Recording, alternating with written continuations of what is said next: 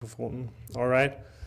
Hello and welcome this week. It's gonna be Bulken taking a look at this game that is in development by a single developer, and I'm quite excited because this developer has been in the industry for some 20 years and has been on quite a few cool titles. But yeah, this time we're just taking a look at something they announced quite recently. And would you like to introduce yourself, Søren? You're already here. Yeah, yeah. My name is Søren, and I'm, like you said, sort of a long-time veteran developer, starting out as a 3D artist and moving more and more into sort of a generalist direction where trying to make my own game and learning to use blueprints in Unreal and doing all kinds of things and using that to make this game here, which is maybe a bit too big for a single developer, but I'm trying anyway. So yeah, I don't know if you want to skip the prologue, maybe.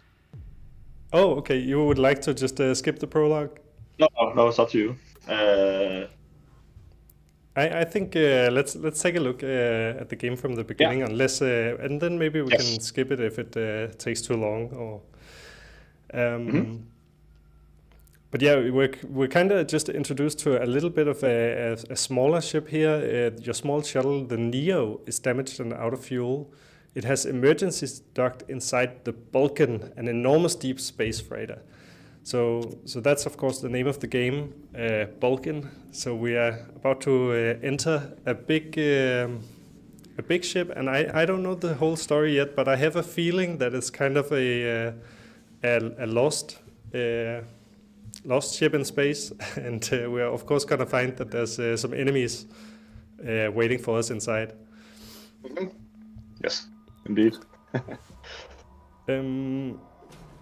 So I only got to play this game for like a short while during the weekend. Like I've only been playing 10 minutes or so. So I know that here in the beginning we learn that we can scan our environment and we can pick up some scraps that we'll need in order to kind of repair parts of the ship.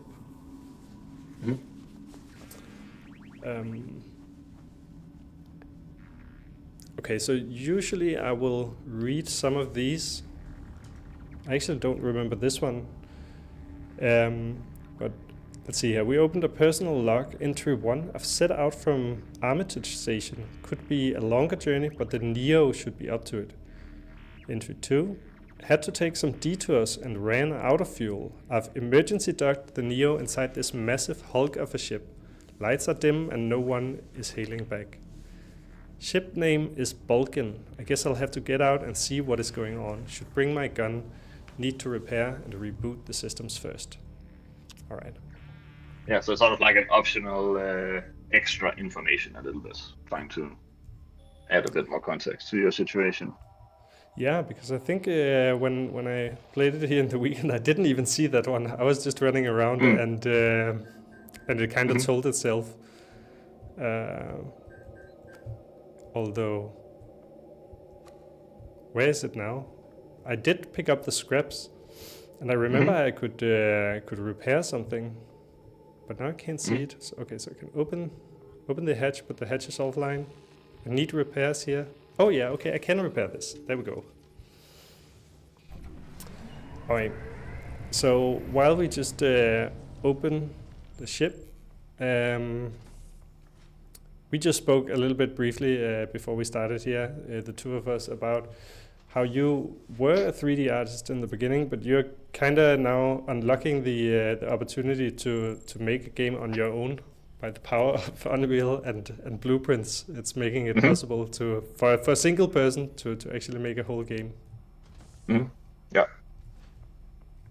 Yeah, and in addition to that, there's also just like a ton of other things that I get to learn, right? Because suddenly I have to take care of stuff like mixing sounds and making icons and UI and setting up character behavior trees and stuff like that. Like there's all these extra tasks that normally you wouldn't sit down and learn, right? But because you have this use case that you want to make this game, then you get confronted with all these things, and it's a really great way to just sort of open up your expanding your tool set, right, and learn way more about game development in general by just starting out on a relatively large project.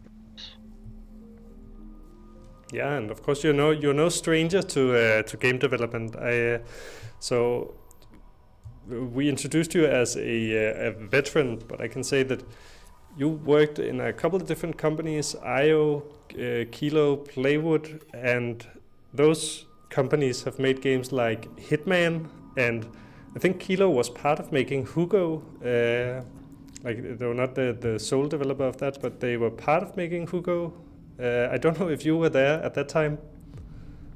I was when I joined. They actually showed me some of the Hugo stuff as some of the introduction to some of the projects they were working on. But Kilo was basically, this was like pre-smartphone, and they were basically just making all these small projects for hire for different like brands, and like let's say Lego wanted some games on mobile, then they could contact Kilo, and Kilo could provide those games pretty quickly. Or if someone had some sort of weird cartoon brand or something like that, and they wanted something, then we could pitch them like, oh, could it maybe be a platformer, or could it be a racing game, or what kind of game could it be? Then we could create them very quickly. Like basically, there's a lot of reskinning of things going on, right? But back then it was also just a matter of trying to get it to run on all kinds of crazy handsets with different screen dimensions and stuff like that. So it was mostly like a very technical exercise to try and get those things to work.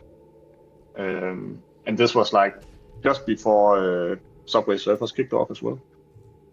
So I left just before they had the huge success. Kilo got to publish Subway Surfers, and became a pretty large company after that. But when I joined, there were just like 10 people. Okay, do you have regrets about leaving at that time? No, but I know one of my colleagues who have some pretty big regrets because he left right after I did. And, yeah, he regretted that. Okay. Yes. All right. Let's return to Bulken. So I've just kind of unlocked like a few little things. I've picked up a gun. I've picked up some armor, and I think we're getting to the point with the first creature, which is called a creep, and it is lethal. It says, but, not for me. I just shoot it. Oh shit! There we go. I think we should start just talking a little bit about like the inspirations for Bulken to kind of understand why are you making this game? Yeah, so it's actually there's actually more sort of Diablo 2 in Bulken than it might appear, and one of the main things was that I wanted to make sort of like an RTS, or no, sorry, not RTS, but action RPG type game, and I wanted it to be in a sci-fi setting, sort of like I can see there's something going on with the physics on these boxes, so it's kind of weird. Okay. No, just very. As a developer, you will always get distracted when something isn't working as it should be. Something is a little bit wonky with the boxes right now. Fun side story: I've had a lot of issues with whenever you hit the boxes. Sometimes the player would fly out of the game due to some physics bug, and I tried to fix it with all kinds of different things. So for each build, I make some weird toggle changes to the boxes to try and fix that. I think I finally fixed it, but something looks a bit weird in this build. But anyway, so I wanted to make an action RPG in a sci-fi setting, sort of like a little bit of a Dead Space vibes, and have it like a bit of a sort of moody horror survival twist to it. But I wanted also to make a game that you could play sort of iteratively. I really love to play Diablo 2 in hardcore mode, and then basically play it and then die pretty quickly and then start a new character. And I always loved the sort of the game progression early on in these types of games where you have like very fast progression in the beginning. And action RPGs always tend to get very grindy at some point. It's all about itemization, and you kind of already know what kind of build you're going to get. So it's kind of can get a bit stale when you just know, okay, I'm gonna build like an ice sorceress, and then you just build an ice sorceress, and then it's the same. You sort of know what the build is, and you don't get to explore it as much. So with this game, I wanted to have the builds to be something you can sort of explore, and you can't always just make exactly the build you have in mind going in. You have to sort of try and make the build as what the game sort of randomly gives you, and try and make the best build from the opportunities that you get. And that's a big part of this game, that you sort of have to roll with the punches a lot, and trying to get that vibe of sort of starting out a new character and trying to make the best build that you can. But we see this already a lot in a lot of these survivor games, right? Like Vampire Survivor and those types of games. And those games, there's a lot of those right now because they're pretty easy to make. But I wanted some of those mechanics, but then put it in an action RPG context, where some of the mechanics are a bit more involved than the survivor games. So that's sort of the top level. So you're talking about like Diablo 2 and the fact that many builds will end up being like a little bit automatic. I think I remember the paladin had like hammers that could kind of whirl around you, and you would pretty much just to run around and pressing one button to keep spawning those hammers, right? Yeah, and I think also sometimes with action RPGs, you sort of turn off your brain a little bit, and the whole screen just keeps exploding, and you don't really have to think about too much what you're doing. That's also something I'm trying to avoid, those types of patterns where you don't really have to think too much. I want to constantly try and put the player in situations where, like tense moments, like for instance that hatch that you just sealed. Right, there's going to be a lot of moments in the game where you're sealing the hatch, but because there's a timer on it, there's going to be enemies coming from all sides trying to get to you. So you have to like assess, okay, do I have to abandon the hatch sealing, or do I have to just keep doing it and hope that you can make it in time before the monsters get to you.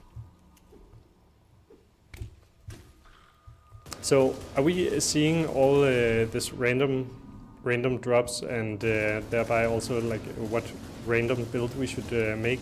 Are we seeing this already now during the prologue, or will that only like be a later part of the game where you unlock that? That's in the later part. In the prologue, you don't get any level ups, and all the opportunities that you have for making your build here are always the same. Because I can sort of control a bit better what I'm showing the player as opportunities. I think that's a very common kind of way to do it, right? To have some kind of standard in the beginning, so you ensure a correct flow, and you don't leave the player lost, or maybe they get a really bad build, or they get a complicated one in the beginning before they really understand the game. Exactly. I can purchase heals at this point. Yeah, the power bars are sort of. I'm basically I just mostly added them just to pay off the idea that it's a vending machine that you're interacting with. So I needed an item that just felt like a vending machine item. So, but mostly they replenish your dash really quickly. So you can dash, and then you can use a power bar, and then you can dash again. So here you have sort of one of your first rooms where you can take over the room, and then this is your first pick of schematics. So this is part of the build crafting. Oh, okay. So maybe we should read that. Pick 1 or 2 body schematics available. Okay, and one of them is a rocket pack, and one of them is an auto laser. So auto laser, this sounds like it. Yeah, okay. Fires targets every second, dealing 12 damage each. And the other one, that's also automatic. The rocket pack automatically fires rockets at hostile targets. Okay, let's take a laser. I don't know why, but let's take the laser. Did I already grab it? I think so. Lab table can craft your body schematics. So operate the lab table. Craft body schematics to upgrade the pilot. Upgrade. Oh yeah, use a bunch of those resources that we've been finding. You can also craft. Do I craft basic crafting component? Or yeah, I guess I do from scrap. Yeah. Yeah, it's like a more advanced type. But then you don't have any scrap, so. Right. And scrap is sort of the basic component that you can sort of use for. I don't most think I things. can zoom on my player, right? I kind of want to zoom in on the auto laser, but I guess those are the white ones that are now on my shoulders. Yeah. Yeah, and they'll shoot whenever there's any enemies that are near enough. So to me, I'm getting a little bit of a Warhammer 40k vibe. Is that has that been in your mind at all? Not too much, no. I mean, I actually used to play Warhammer 40k back when I was younger. I don't anymore, but it's interesting that you say that. I think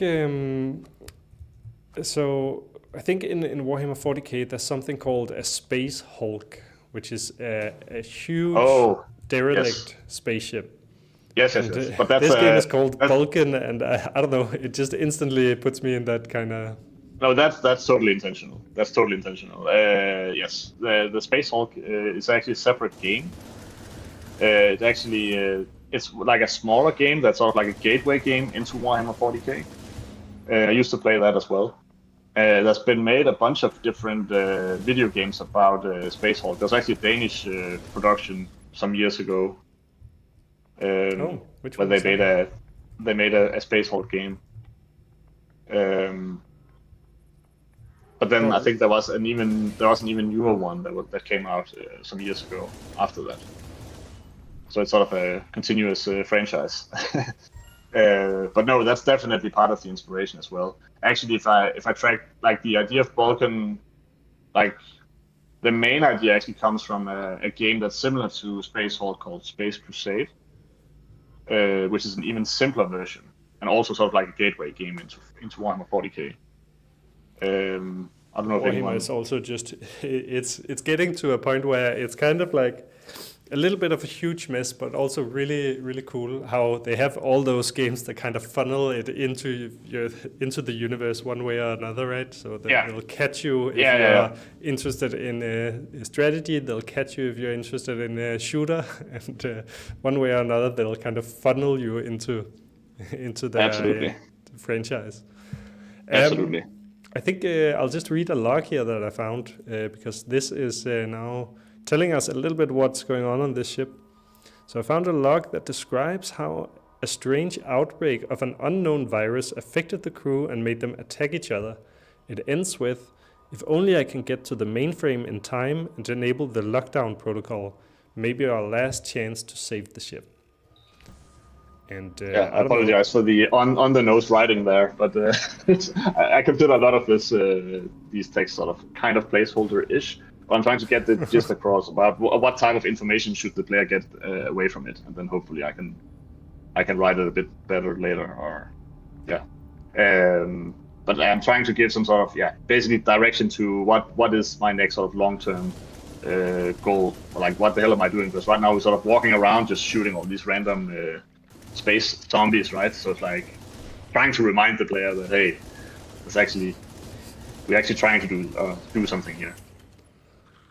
Yeah, the next room I enter has a very conveniently placed mainframe text on the floor. Yes.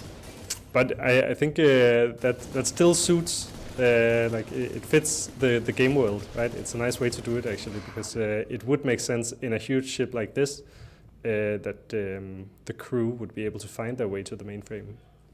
Mm-hmm.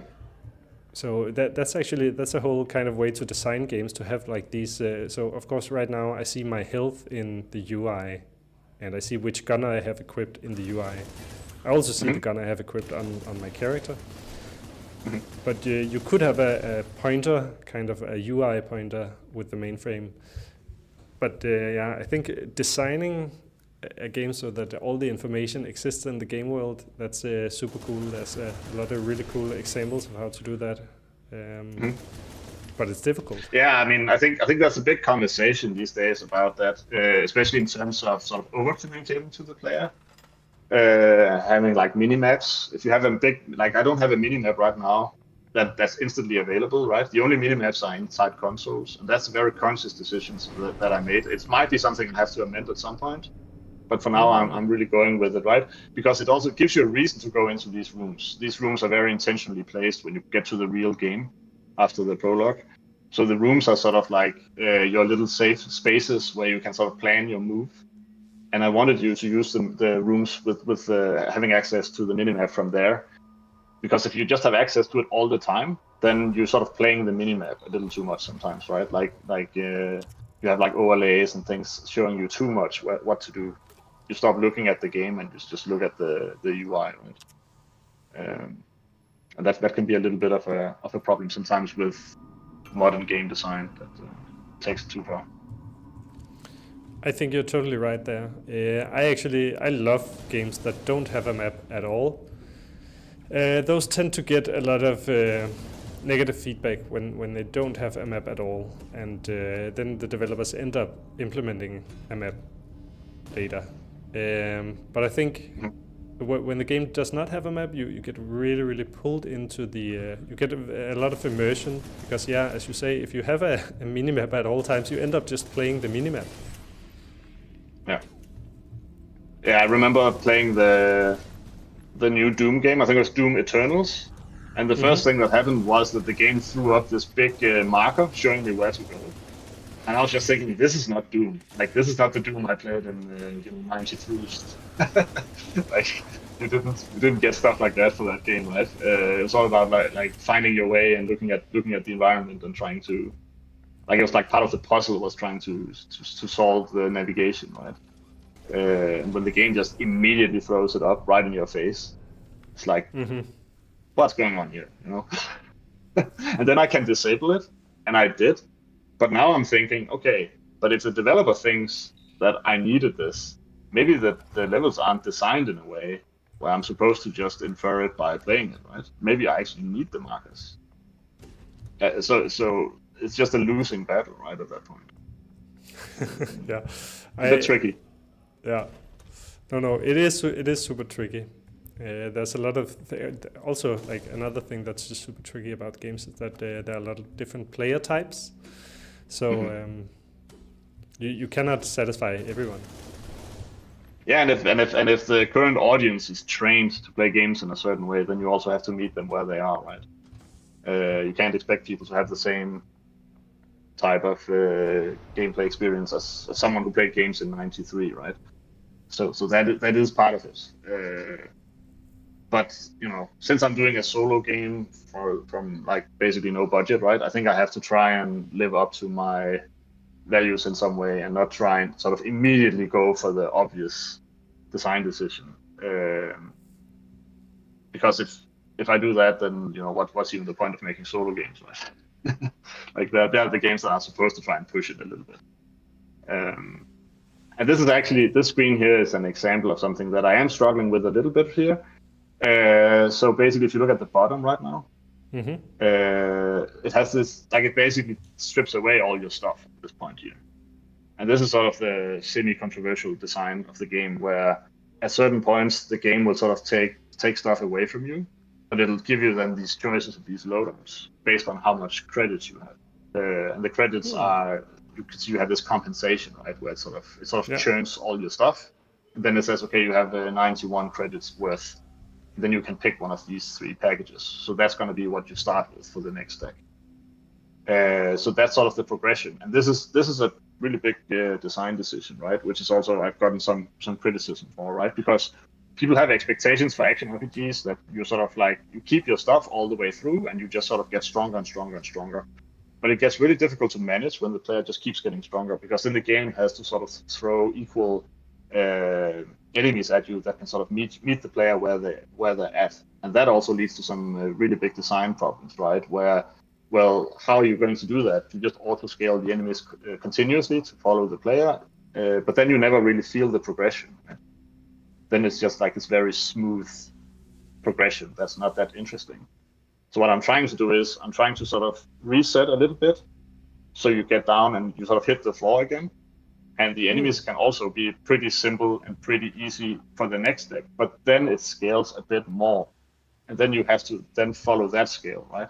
So you get this more sort of jagged progression that also does go up continuously, because you also get stronger continuously through the levels, which you haven't seen yet because you don't get XP for the prologue. But you'll see that in the main game. Okay. All right. Well, then it makes more sense to me now what's going on here. I think let me choose the SMG and the barrier. But when this popped up, I think that's probably a pain point for you. Then that I didn't understand that was what was happening. I reached a new level and I was going to lose all my stuff. So I wonder how you'll be able to kind of communicate that to the player. Yeah, actually, initially I would very heavily sort of throw up each item one at a time with a sound, sort of showing you that you lost it. Yeah. But I actually felt that was actually like that does communicate that it's happening, but it's also really confronting the player maybe a bit too much about the fact that they're losing their stuff, like in a bad way, right? So I was like, this is my attempt at actually trying to soften it a little bit, because if you don't really notice it at first, maybe you'll just sort of accept it a bit more easily. So it's something I am tweaking a little bit and trying to find out what's the right balance. Because I don't want the player to just immediately throw the game out because, oh damn, I didn't want to lose all my stuff. Hopefully I can sort of get the player to play it a bit more and then sort of accept it as part of the game. So it seems like you're making that as a design decision for what you want the game to play like. But what's the fantasy? Like I'm arriving on this ship and I'm picking up a lot of stuff. Why do I suddenly leave all the stuff behind? So the fiction is that there are security checkpoints, and because the ship is sort of in a lockdown state, then the ship won't permit the crew members to transfer equipment across. Oh, I did actually see that in one of the logs. Yeah. You did have a little message about that, like how the crew that was here, they had to kind of start up the security logs. Yeah, that's the fiction, but it's a thin excuse, right? But it's what I'm going with for now. And I think I can do much more with the UI and the sound effects and stuff like that to try and sell it a bit more. But that's definitely something that needs to get a bit more polish. Do you plan on working on this game yourself until the end of it? Like, do you think you can manage to also finish it by yourself? That is a good question. That is one I am thinking about quite a lot, right? Because I would like to do as much as possible on my own. I do get some. I have some assist on music already from a friend of mine who's doing some additional sound effects and music. And I think my biggest pressure point right now is some of the art creation for the characters. Like the zombies you're fighting right now are just stock characters, and I want to make my own zombies. And some of the spiders that you've seen are also stock characters. Everything else is made by me, 3D Studio Max, and Substance Designer and Painter. I have started using Blender a little bit as well, also to try and get away from Max. So when you say that they're stock characters, does that mean that like they're free characters that are available in Unreal or just in? Yeah, you can buy them off.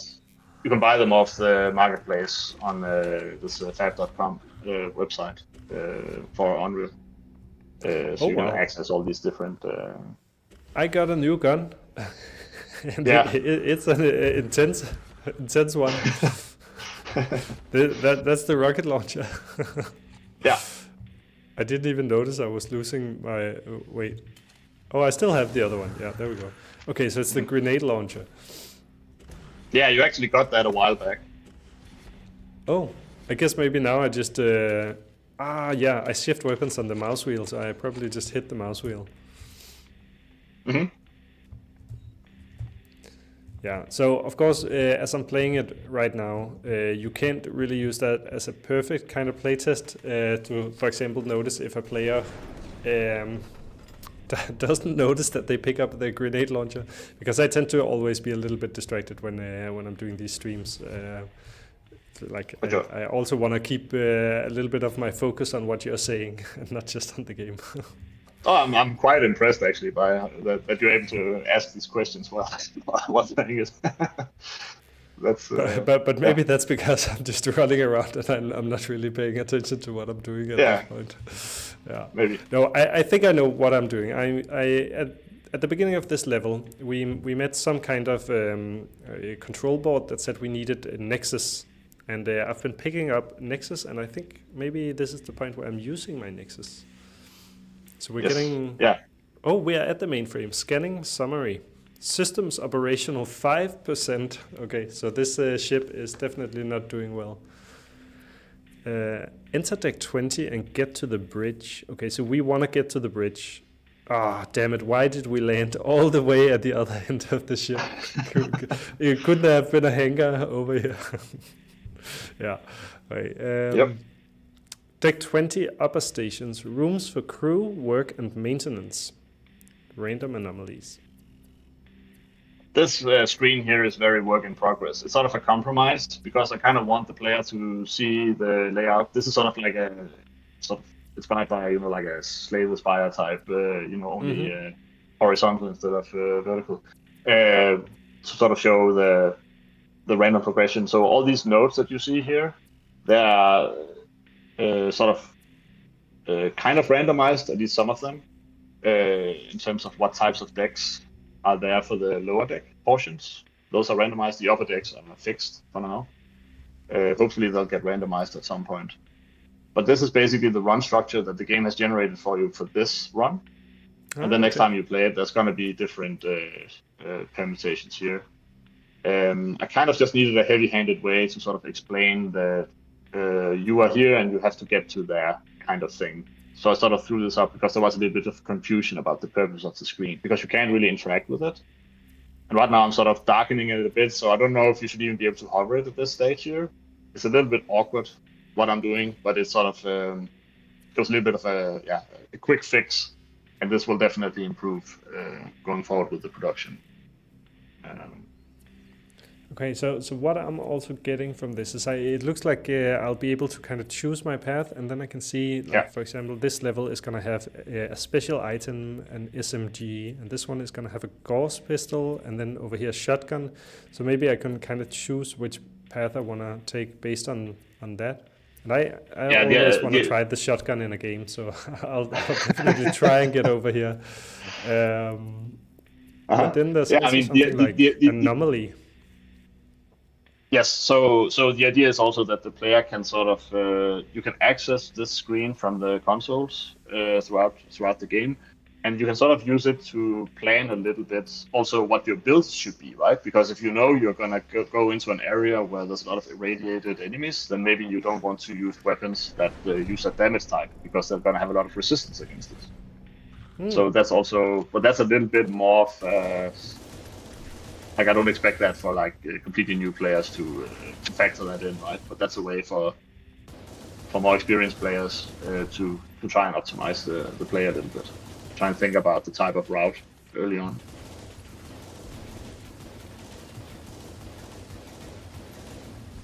Okay, we're getting attacked by a new kind of enemy here, a drone. So just talking a little bit about the fiction again. It seems like maybe drones are part of the defense system, and now they're spotting me as an alien. Oh, this is the end of the prologue. This ends the prologue and the challenge begins. Experience gain is active from this point on, and levels and challenges are randomized. Good luck. All right. Yeah, I'm not sure if I'm going to have that message in the final game. I actually don't like talking to the player like this, but I feel like for the purpose of testing and feedback, like just getting people to understand what's going on, a bit more heavy-handedly is really useful to me. Um, so yeah, so I'm trying that for now, just to get a little bit more the context abroad. Um, so yeah, now you sort of start in the real game where everything is randomized. So when you say the real game, does that also mean that this is the part where you started development and then you've like subsequently made the intro? Um, the prologue has always sort of been there as part of it, um, but it was definitely a really big part for me development wise to try and figure out, okay, how far can I take it with the randomization of the actual levels and the layout, also without compromising the art too much. That's always, I think, a big concern with procedural. There's a lot of problems with procedural, right? You can end up in situations where the game feels too generic, or you can have like some seeds where you get stuck, or there's all these considerations, right? But I think this type of game with iterative play absolutely just needs it. And I really like working with procedural. Like it's more fun because you get to sort of play your game a little bit new every time, right? It's never Yeah, exactly the you same. don't know exactly what's gonna happen. Yeah.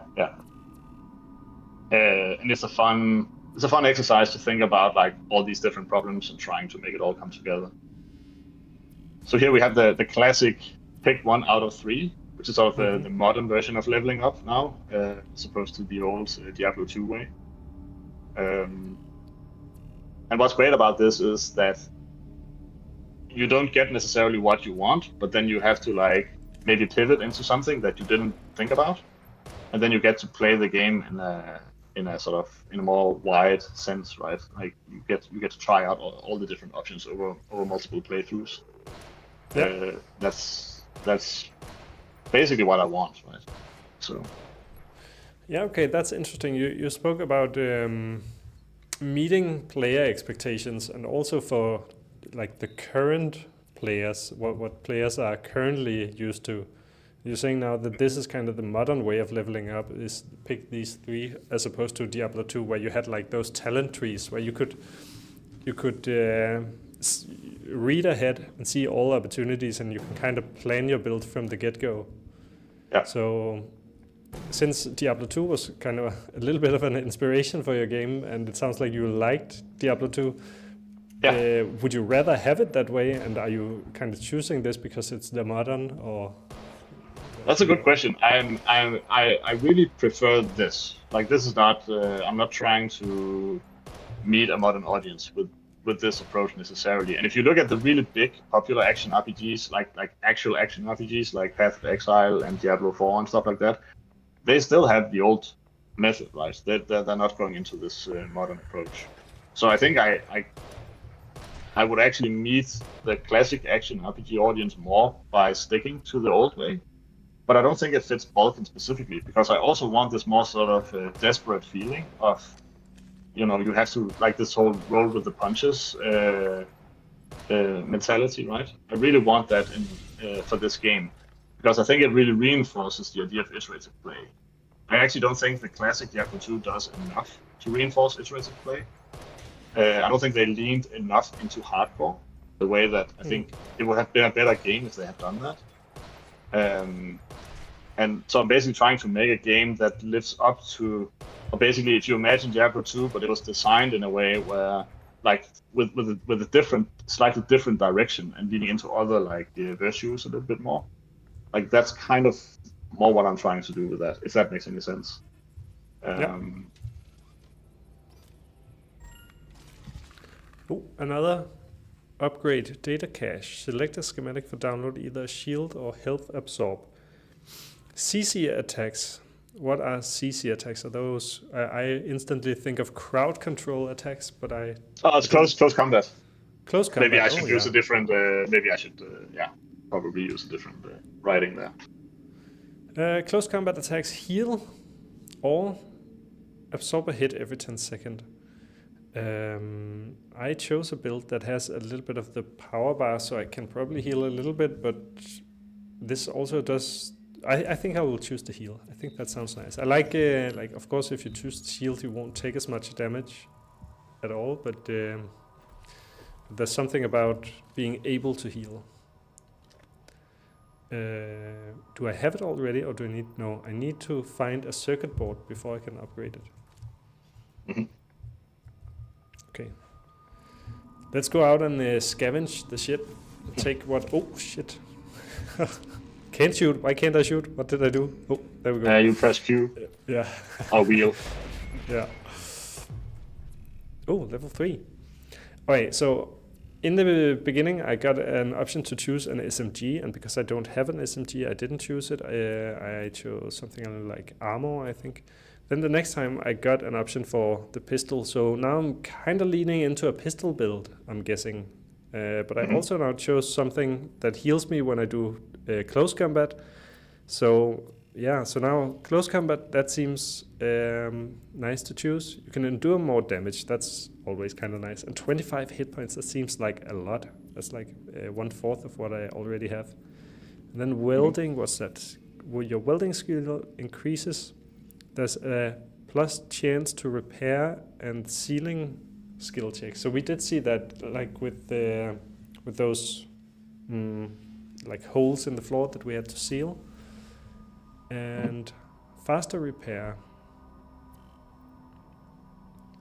I have a feeling that that one is gonna be important later, but I don't know. I'm kind of. I think. Oh, I'm really in doubt here, actually. You know what? I have a feeling that the welding is actually going to be important, because I saw we have a 65% chance to do it. I'm not entirely sure what happens when we fail it. Yeah, and I've seen a little bit of confusion around it, so it's something I might have to tutorialize a bit more, or at least or just communicate it better, right? But the idea is that I have these skill checks throughout the game. And it's not like if you fail the skill check that you fail the thing you're doing, which is a bit confusing, but it's rather that if you fail a skill check, that means that monsters are going to spawn in. So it's more like, it's almost like a sort of like a board game event card a little bit. I like having these events and curveballs that just sort of get thrown at the player to create situations where suddenly you have to respond to it. That sort of makes the game feel more alive, I think. Oh, I have another downloadable option here, which is that the sword deals more damage. I don't know if I have a sword or how to get a sword. So will this work before I find a sword? No, you need the sword to. All right, then to do I won't take it, since I'm not sure that I will even be able to find a sword, I guess. But that's part of the risk-reward proposition, right? That if you could get a sword, it might be a really, really powerful thing, right? But well, maybe there's like a slight chance. Yeah. And all these little decisions adds up to this run, hopefully feeling different from the next run. Oh, level 4. Your skills with viral increases. So we haven't really seen what viral is yet. Then heavy weapons, I guess those could be, we did see like the grenade launcher, but I also don't have those yet. And then hacking skills increase. And yeah, of course I have the sealing skills. Now I'll take the hacking skills, because I just had hacking. I saw that was still at 65%. So at least my checks are going to be really good now, but I guess my base damage and survivability is going to lag a bit behind.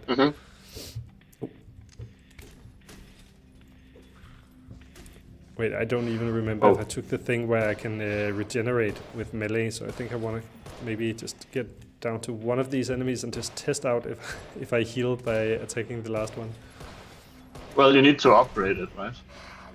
Oh, that's why. I needed to find like a circuit board, I think it was called, right? Yeah.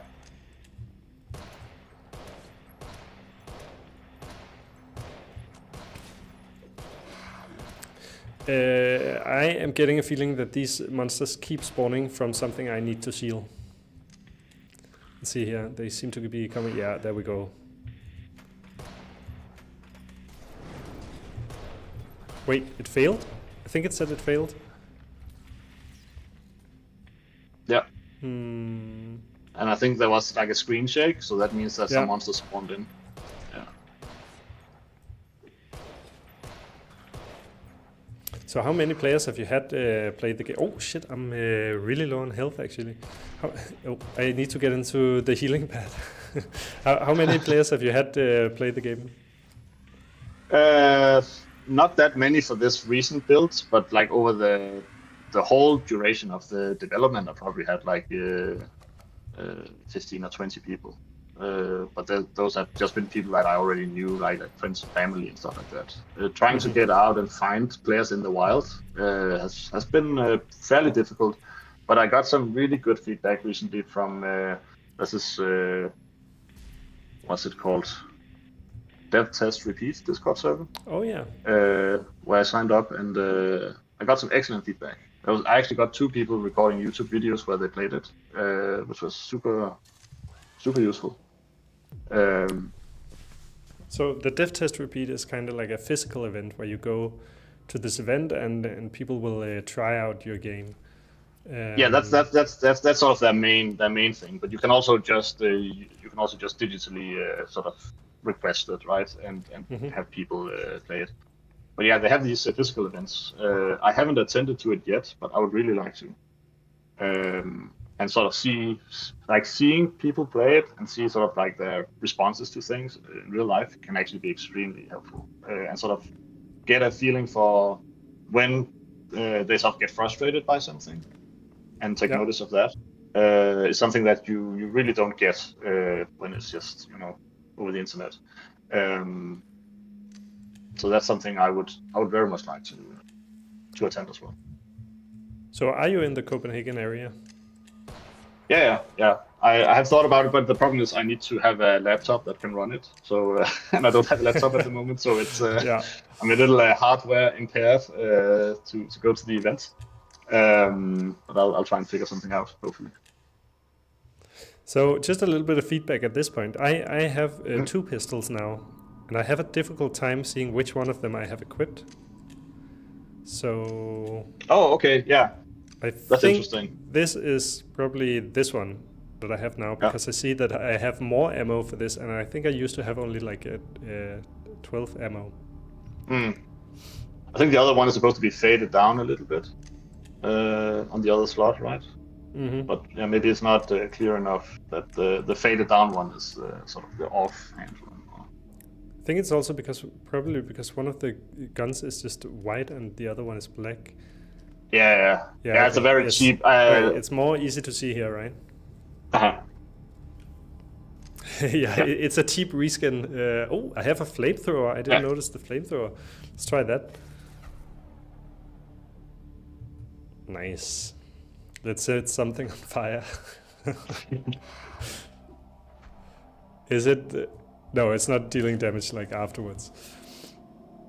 It actually does if you deal enough damage to it. There's like a small orange bar that shows how much of this certain type of damage you have received. And if that goes all the way up, then they get immolated, so they actually start burning. But right now, those thresholds are a little bit wonky, so usually you just kill them before it happens. So I need to see if we can reach it. I think there we go. Yeah, it's running around on fire. Yeah, he's taking tick damage here. It just doesn't really seem to be very effective. It doesn't really seem to be worth it. Oh shit, now I'm on fire. Oh shit, I set myself on fire. Oh no. Oh shit. Running all the way down. Oh, we have a viewer who's in the chat, someone from last week as well. It's Samsung. So hello Samsung. Great to have you back. We're taking a look at another game this time, like a shooter. And actually, you were the viewer last time who ended up playing the game that we were playing last week. This game is also a game in development. It's not available for everyone. You need to get a key from the developer, but the developer, who is Søren, who is here, said that he would probably be happy to hand out a key in order to get like a little bit more playtesters. Yes. Just either contact Rune or me directly on Discord, and then you'll get a key. That would be awesome if anyone's interested. Then I can get all the feedback I can get. It's a huge help. So Um, I'm one, at a one, point where I have 7 health and I want to go back because there was a healing pad, but I think this elevator won't allow me to go back, will it? No, it won't. Okay, time to use the power. But you can take you have a stim pack. You can take that one. Can recover. So it goes instant.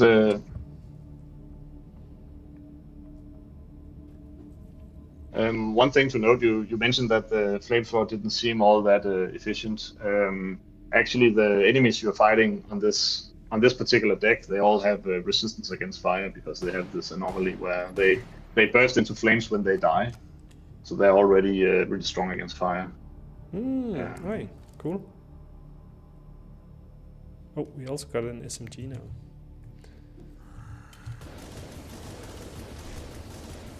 So, can we bring up the overview? Yeah, here it is. Anomalies down here. All enemies have volatile. Enemies explode on death, immolating the area. Damages fire type. Immolation deal 10 damage per hit, and they have 65% fire resistance. All right. I kind of like this whole idea that you're building up, like with the runs and how you're enforcing kind of that everyone will be different. Mm-hmm.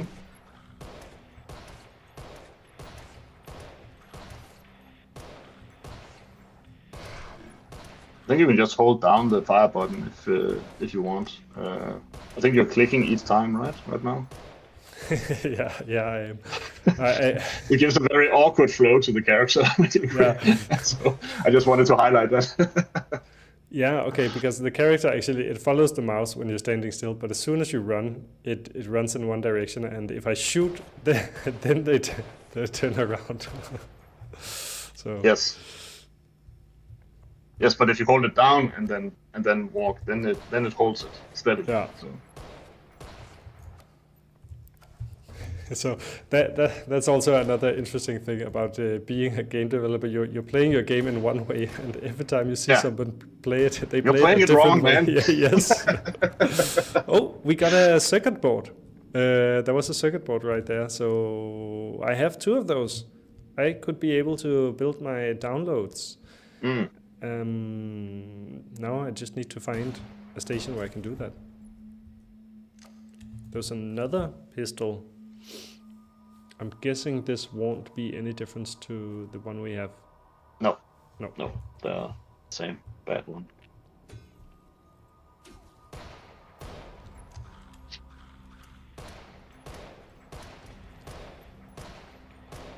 Oh, I'm doing it again.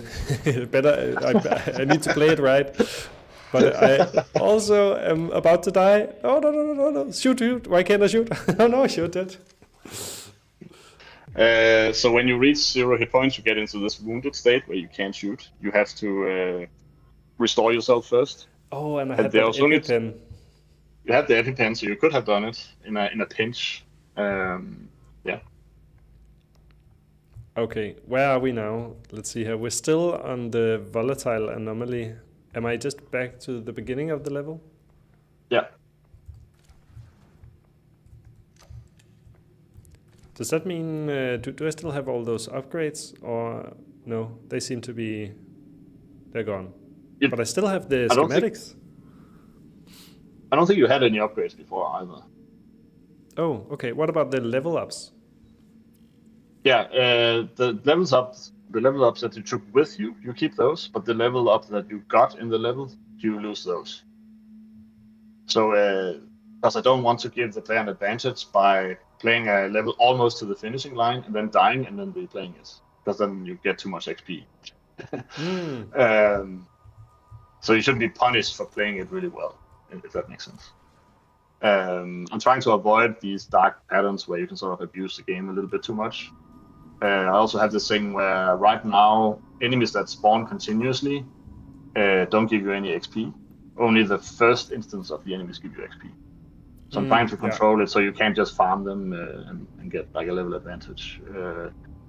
I'm thinking about ways to do it that are a little bit less harsh, where I'm just maybe reducing the amount.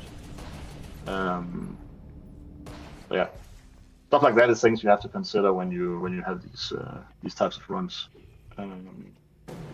Yeah, I actually considered when there was that enemy spawner, if I should just let them spawn and just keep killing them for loot. But I figured that they probably wouldn't have any loot because No, I think the that's a most common they'll way give you to is avoid that, right? yeah. I think the most they'll give you is like a booster or something like that. Like they give you something really like that'll just sustain you, but it won't actually make you stronger. If that makes sense. So it's something that I am considering. It is too bad that you didn't get any, because I think the game right now is in a state that's a bit more grindy than what I would personally prefer. So if you've had like an upgrade to a pistol with different bullets or a different type of weapon or something like that, it would probably, hopefully, feel a bit less grindy than it does at this point here. But yeah, it is interesting to see. Yeah. If you switch to the other pistol, you'll deal more damage.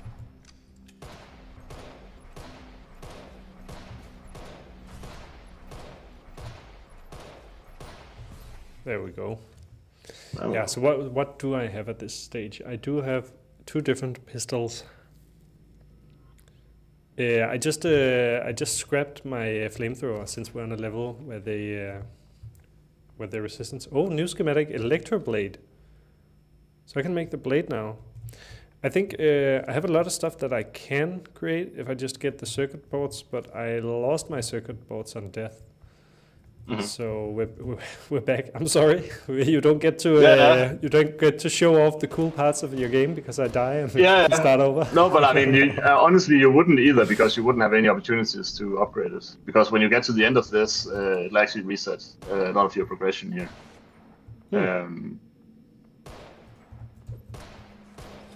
But you'll get to, if you had an upgrade, you'll be able to keep one of them with you. So let's say you had like a really cool like ammunition upgrade for your pistol where you deal a different damage type, then you get to keep that one for the next level. So I'm trying to soften the reset a little bit and just make it a bit a bit less hostile to the player. Okay, I think I'm getting an upgrade here, like all kinds of choices that I can't really use at the current moment. SMG damage increase. I don't have an SMG. Pistol scatter, which I need to craft. Yeah, but I have a lot of stuff table, I have a lot of stuff to craft, so I don't think that's too interesting. That like some of the other ones were pretty good.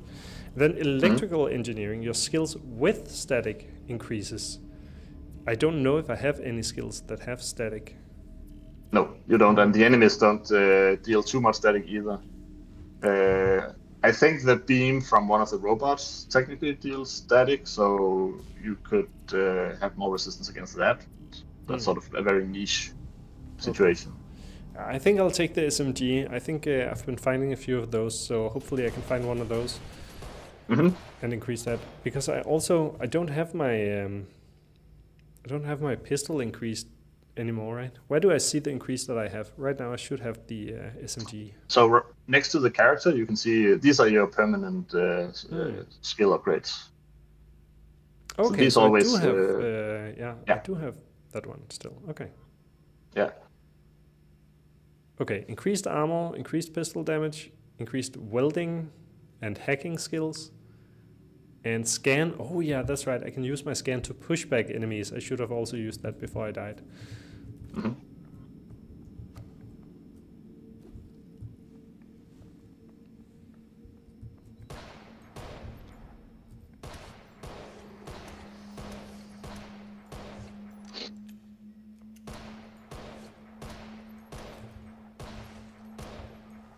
Kill streak begun, so I haven't really noticed that one either, but there was something kill streak begun, bonus XP awarded. Okay, so you're kind of awarding like if you just rush through the level and you keep your kill count going. Well, the reason that I have the kill streak is actually that if you're let's say you're in a situation where you can always retreat into a room, a lot of times that will be sort of a safe strategy, but it can make the player play very defensively.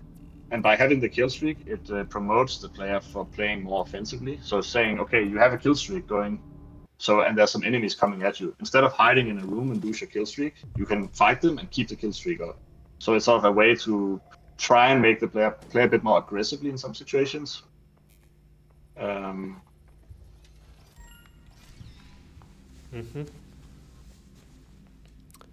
Electroblade.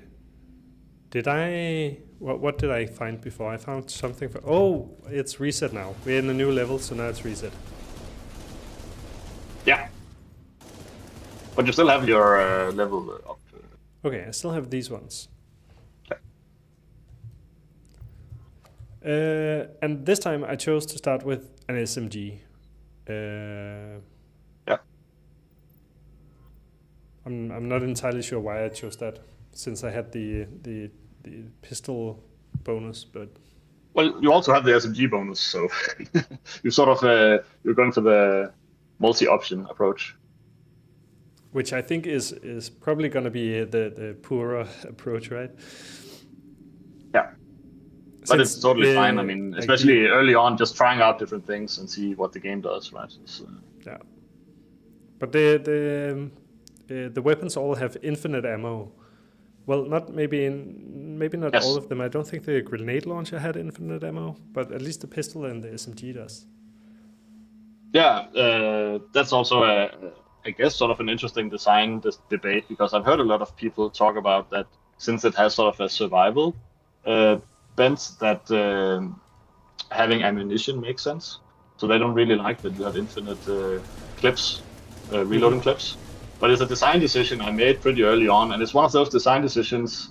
When I was thinking about it, I was like, if I'm working in a team with a bunch of people and we have to talk about this, I'm probably gonna lose that debate.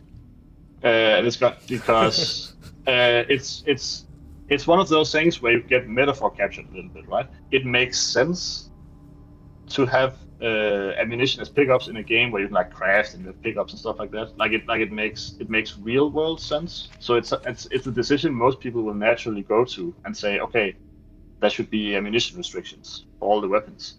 But my point of view is that it's never a good game state when you don't have any ammunition. Like it just isn't fun, and it just makes the game feel bad. So what I basically said was, okay, I'm gonna have these basic weapons that where you don't have any restrictions, and then I'm gonna have these really advanced weapons that can do a lot of damage very quickly, and that's where I'm gonna sort of have the ammunition thing. And it's maybe a little bit of a weird logical decision, but I feel like gameplay-wise, it's really the one that makes the most sense to me.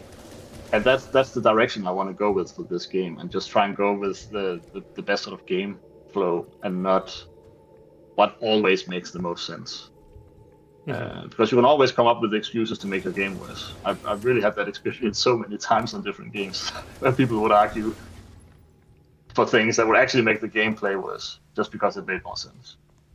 Yeah, and and that's a dangerous situation, right? A game is supposed to just be fun. So. Yeah. Oh, another permanent skill. I think more protection might suit me because I'm already down to 40 health. See, oh, my scan will start pushing enemies further back if I upgrade it a second time. Mm-hmm. Then I just need to remember to use it. I'll take it and try and see if I can remember. Yeah, the scanning mechanic is one that I am struggling a little bit with. Because I think using it offensively like this, like you're using it here, is pretty fun. And it gives you like this extra mechanic, like let's say you're sealing a hatch and enemies are approaching, and then you just push them all away, and it buys you 1 more second so you can just finish sealing the hatch. Like that's a situation that I'm in quite often. So I do like it, but it is a little bit awkward to have a mechanic for something that's used to make you sort of see items and play the game well, sort of double down as a combat mechanic. It feels like a little bit of a dirty gameplay decision I'm making with it. but I've decided to sort of roll with it for now because I just kind of like how it plays specifically in this game. But I am aware that it's not good game design. I think what I'm doing with the scan. Well, it also has a merit, right? Because you can end up having fewer things do multiple actions, so you won't need to. Like you get to have like dual purpose of many things. Maybe that's good. It's good to have dual, but let's say that scan only exists so you can see the game and you can see the enemies. Then maybe I wouldn't have such a harsh restriction on them, right? Like right now they're very limited how many scans you have, and something that's used for you. Like let's say you can only open up your minimap 3 times, right? Mm-hmm. Like that's kind of arbitrary, right? And using the scan to sort of see the game is something that maybe you shouldn't have any restrictions on. But because it's also a combat mechanic, then I have to have a restriction on. And that's where it begins to grade a little bit against itself as a feature. Yeah. So this is a workbench. Can I start crafting these? No, it's a lab table. Okay, so this is a different one. Okay, so basic crafting component or repair kit used for faster repairs. I think I want to save my scrap for the circuit boards. I do have one circuit board, but I think if I ever find a lab table, I do want to try and get all those kind of. Oh shit! I'm gonna die again. Oh, remember? if you had scanned, you would have seen them. Oh yeah, I should maybe use the scan for its primary function to actually scan and see. There we go. There's somebody there. Yep. You can actually hover the door and open it at a distance by pressing E. If you hover it with the mouse, you can actually open it at a distance. Okay. That's a mechanic that I'm a little bit scared of how I'm going to do that on console or for Steam Deck, but it's something that I think is kind of neat that you can sort of stay at the far back of the room and then open up and then have just all the enemies just pour in and you have to fight them. Alright, so you do plan to release on multiple devices? I think Steam Deck is a very obvious one, and then just having like gamepad controller support is something that I've been working on. It doesn't work at the moment. It has worked, but I upgraded to a version of Unreal where it stopped recognizing my gamepad for some reason. So I've had a lot of problems trying to get that working again. But it's something that definitely I'll look into. And now having WASD movement for the game is something that makes the transition much more natural. In the beginning, this game was point and click, and you can actually still toggle it in the options as sort of a legacy mode. And that's the Diablo 2 DNA, sort of having the point and click gameplay. And it actually took me a long time to wrap my head around that I needed to switch to WASD. It was something I was very reluctant to do. But I think now it just plays way better. So it is the right option for these games. It's also, I think, that's it's interesting to choose point and click for a shooter. I can't really think of a point and click shooter right now. Well, if you think about it, in Diablo 2, right, you had classes like the Archer and the Sorceress, which were only ranged based, and that was point and click. And that was always my rationale. It's like, because I like playing those classes in Diablo 2, so it's like, that's kind of like shooting a gun. Yeah. But there was simply too much sort of clicking behind you, and then have to move the mouse all the way over to then hit the enemy and stuff like that. Like, it was just too awkward to play it that way. And being able to sidestep as well with WASD is super nice. So there's a lot of benefits to this playstyle. But I was worried that it would basically then consume the other way of playing it. And I spent a lot of time making the game work with point and click, which is technically way harder than WASD. Because WASD, you basically just move until you hit something. It's very basic. But with point and click, you have to be able to figure out like every single use case of what the player can click on should give you the desired result of the character moving to the position you want, right? So it actually took me a lot of time, and there's a lot of stuff set up in the levels to accommodate the point and click movement. Like if you click in like empty space, for instance, it does like all these ray casts back up and then try and hit like railing or walls and then find a new spot on the other side of the wall, and that's where you go to, and like all these calculations that I'm doing, and all that is basically just thrown out now for WASD, which has no bespoke logic at all. It's just you just run on the net mesh and that's it. So that was a bit frustrating, but here we are. I think the game is better for it. Switching to the railgun against this enemy was really a good idea. Maybe. Yeah, but I think I ran out of ammo. I was using it on all the easy mobs. I was just testing it out and not really thinking about this being a survivor game where I need to. Yeah. No, that's why the ammunition actually becomes a thing, right? But yes. But because you have the infinite options, then it's not that bad. It's like imagine if you have no ammo and you have to fight this thing in close combat, right? Like you'll be totally screwed. And that's just not a situation I think is desirable for me, at least. So. No, level up. Oh, more damage with the SMG. Probably would be nice. Definitely. Although I did also see in this level we are fighting nuclear weapon enemies, I think. So resistance would also be good. But I think SMG for now, since that's the problem at hand.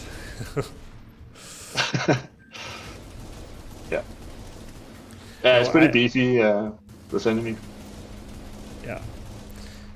It's funny how when you start making a game, maybe you don't really think about those kind of things, like if you should have endless ammunition, but they end up being a huge part of your game.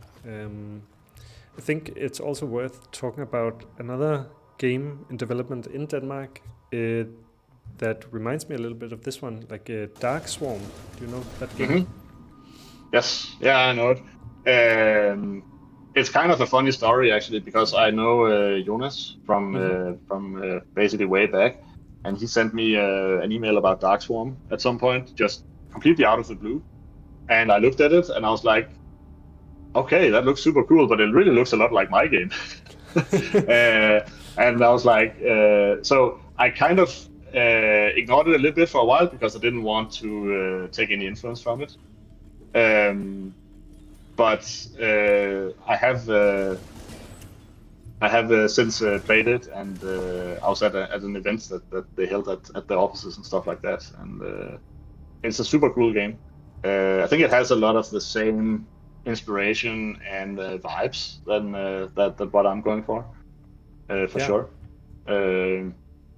So I think we have sort of the same core idea, and I also think that started out actually as a single player game and then sort of evolved into a multiplayer game, which is kind of interesting.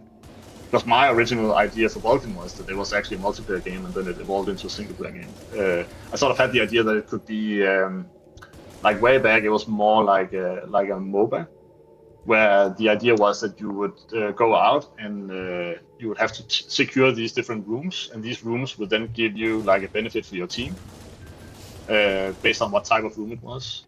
So you would be like, oh, we really need to have the medic bay available, so we have to take it, and then the opponents would try and then deny you the medic bay because they didn't want to let you have healing or stuff like that. So you sort of fight over the rooms. And that would be the flow for it. That also sounds like a cool game. Yeah, no, I think it could be super cool, but it's much harder to develop, and especially playtest as a solo developer. And I think this was just more directly sort of approachable for me, at least, to make. But I think there's something there to that idea. Like I like these rooms have a very significant part of the DNA of the game in terms of like creating these safe zones. Like once you take the room, if you hack it right, you sort of, because the game is very dark, it's very hostile, and then once you take over the room, it's like this bright space that you have where there's no enemies, and you can sort of relax a little bit and assess, okay, where am I going? What's my next move? What upgrades do I want? And it's a way of creating like this ebb and flow in the game while you're playing it. Right now you have an enemy in the room here, so as soon as you kill it, it should go, oh, okay, it's a big one. Okay, yeah, so now you have the room, right? So now you can sort of, it gives you a little bit of a breather, right? And it's like, I think this is actually better than taking a town portal back in Diablo. because you're still in the game. You can just immediately go out and fight, right? There's no layer between you and the action here or anything like that. So that was always the idea, and I do think about ways where I can lean into this even more than what I'm already doing. I was thinking of having levels where you have like basically the section you're in right now is 3 rooms that are adjacent to each other, and I was thinking of having levels where you have a bunch of rooms, and it's almost like you're building a base by taking the rooms, and each room gives you more and more functionality to survive. And that's sort of almost like a game mode or a different way of approaching the game, where it's like, oh, you have to build out this space, and maybe you have a room that can build the robots that go out and fight, or maybe you have a room that can unlock turrets, and maybe the rooms can light up the hallways outside, stuff like that. Like that's all these ideas around it that I've been toying with to try and think more about that type of functionality for the game.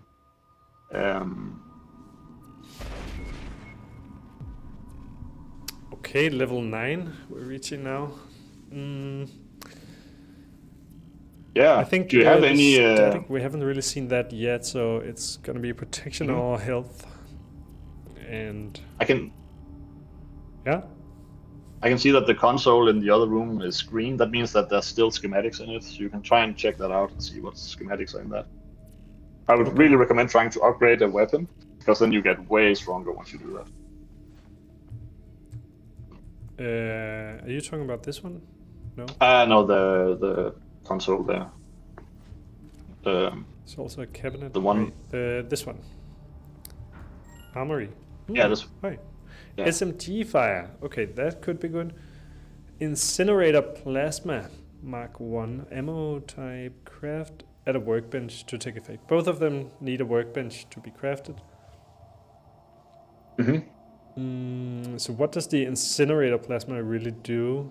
A steady and powerful plasma flame.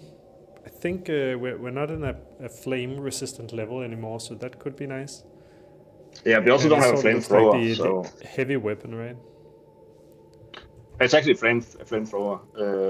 Yeah, okay. But I don't think you have that.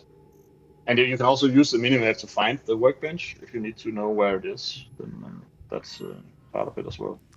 Oh, okay. So I can kind of look here. You can scroll with the mouse if you hold down and click.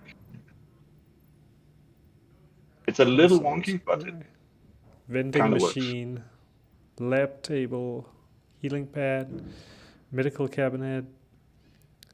Oh, workbench. There you go. All right. So if you take this one, then you can go and upgrade your SMG, for instance. If you take the fire rate. Yeah, let's do that.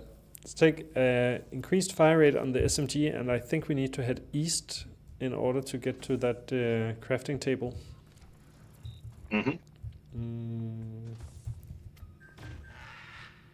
Rail cores. Ooh, is that ammo for the railgun? Yep.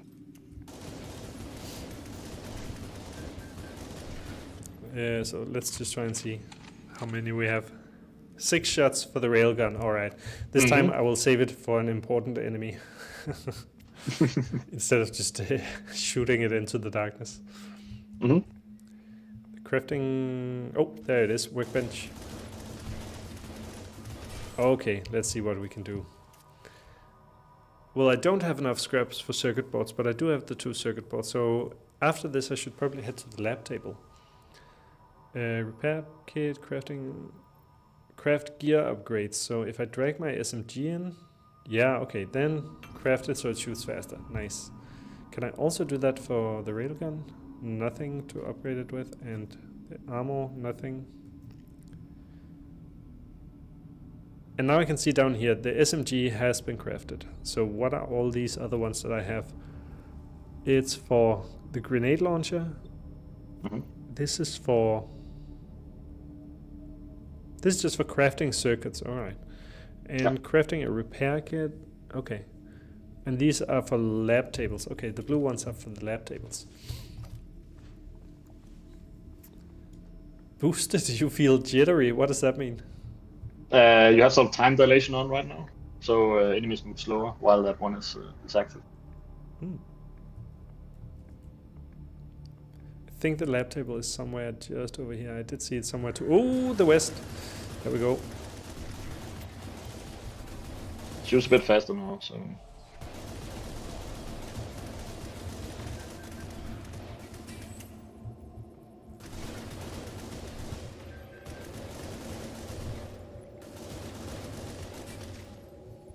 Alright, there we go. Oh, a healing pad. Heals up to 75, I think. And the minimap. Oh, I've run too far. So run to the right and then a little bit down and right again to find the lab table. There we go. Locked lab table though. So do I need... Oh, heck. There we go. Oh, there's static bullets for your SMG. That would be really good. Alright, then I would need to head back to the workbench, but then we get bullets that deal 20 static damage and strikes nearby targets for 10 static damage. So is that in addition to whatever they already do? No, but it's still way more than what you deal now. Oh, I really wanted this one. Heal 1 hit point every second, but I need 4 regions. How do I get those? Yeah, you need 8 scrap. Oh, there they are. Craft. Yeah, but you don't have I would need 8 and I have 6. Damn it. Yeah. Alright, either I wait a little bit and I find 2 more scraps, or maybe I could craft this. Absorbs a hit every 10 seconds. That also does sound very useful. I think I really want to get the region. I think I'm just going to try and see if I can find... Oh, there we go.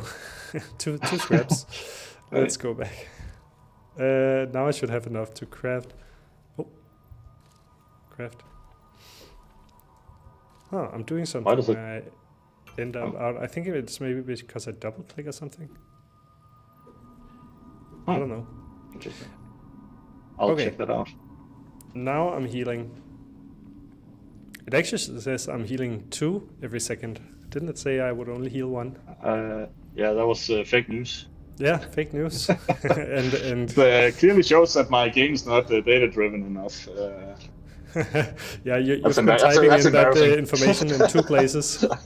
Yes, exactly. So now you got to decide which one you want. Do you want the tooltip to be right, or do you want the effect to be right? Well, I mean, I could just derive the information from one data source, right? And then it would always be right. Yes. But which one do you want to keep? Like, should we heal 1 or 2? That's the correct way of doing it. But that's been a continuous sort of thing of like trying to figure out, like, because I know what the correct quote unquote way of doing it is, but I'm also sometimes reluctant to do it to make everything completely data driven as much as it can be, simply because it's too much work, but also because I think it can bind the game up a little bit too much, and it becomes it can become very inflexible to make changes if you sort of overdo it. There's always like a little bit of a balance, I think, there when it comes to the architecture of your game. But it's something I'm still learning, right? It's a work in progress for me to trying to figure this out. I mean, there's part of this game that's extremely rough in terms of how it's been set up mechanically, and then some of the more recent stuff is much more sort of correct, if you will, in terms of how it's handled. So I just got to level 19 here, and previously we were on level 20. So are we moving down through the deck levels, and do we need to go to level 1 in order to reach the bridge, which is our goal? Yeah, that's correct. The bridge is level 1. You were actually, like, the previous level you were in was also level 19, but it was the upper deck. Now you're in 19 lower deck.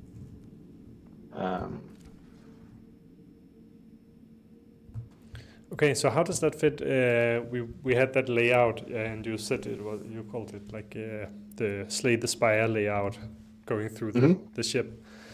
That one does not have 20 levels, right? So no, it does not. No, the amount doesn't really stack up, but that's because I didn't know how many decks I was gonna have, and I just thought 20 was like a nice starting point, and then I sort of had to figure that out. It's actually another example of if I had made that part data driven and just automatically set the deck number to what it actually should be in terms of the amount of nodes, right? Then it would always fit.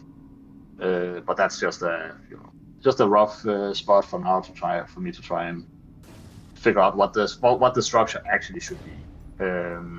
I recently just actually added a node on this status biograph right in the beginning, right after the first deck, and it took me like an entire day to do that. It was a crazy amount of work to change that structure because of how poorly I've implemented it. So I had to refactor a bunch of stuff to try and make it nicer. But I hate when you have to spend a full day doing something you've already done, but just doing it differently. Yeah. It was, okay, but it was now our SMG is powerful. I just upgraded with the static stuff, and I think we'll be able to blast our way through it a bit faster now. It's way stronger, and that's also part of this idea of the game where I sort of allow the player to sometimes get like very, very strong, and you really feel how strong you are compared to before. Mm-hmm. And that's also why I need the reset, because if you don't have the reset, then you can't allow the player to get this strong. So I want to have these again sort of ebb and flows in terms of like, okay, now I feel strong and now I feel weak, and based on how strong I feel, that changes how I can approach the game. Mm-hmm. So I really want the player to feel that progression a lot, and be able to sort of overcrank it a little bit. Oh, there's another upgrade here for SMG hollow point bullets. Again, one that I must unlock at the workbench, but then they will deal 20 more damage. So this time I think I will choose something they need to craft. The bullets actually don't stack with each other. So this one would override the current bullets. Okay. But what they'll do is they'll deal a different type of damage, and they'll sort of explode on impacts. So they just work a little bit differently. And if let's say you have to fight enemies that are really strong against static, then you don't want the static gun. Then you might want to have a different type of bullet. It's time to test the railgun. The heavy enemy is here. Let's see. Mm-hmm. But it's actually resistant against the railgun, so the railgun is not that strong here, but it's still pretty strong because. I think it went a lot faster than my SMG grind earlier. Or was it a pistol grind? Oh, you didn't kill the pod in time, so it respawned. Oh no, I was too busy looting. It's when you start celebrating before you're done.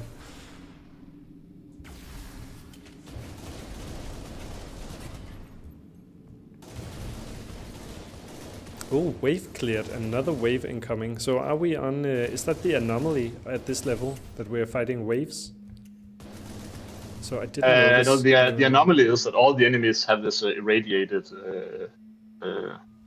trait, if you will. That means that every time you kill them, they basically respawn in this pod, and then you have to kill the pod, and if you don't, then they come back with a new anomaly. So they sort of become even stronger when they come back. The wave is just the type of objective for this type of deck. So you're now in like the engine room set piece, which has these waves that you have to fight. But this is also like a random layout.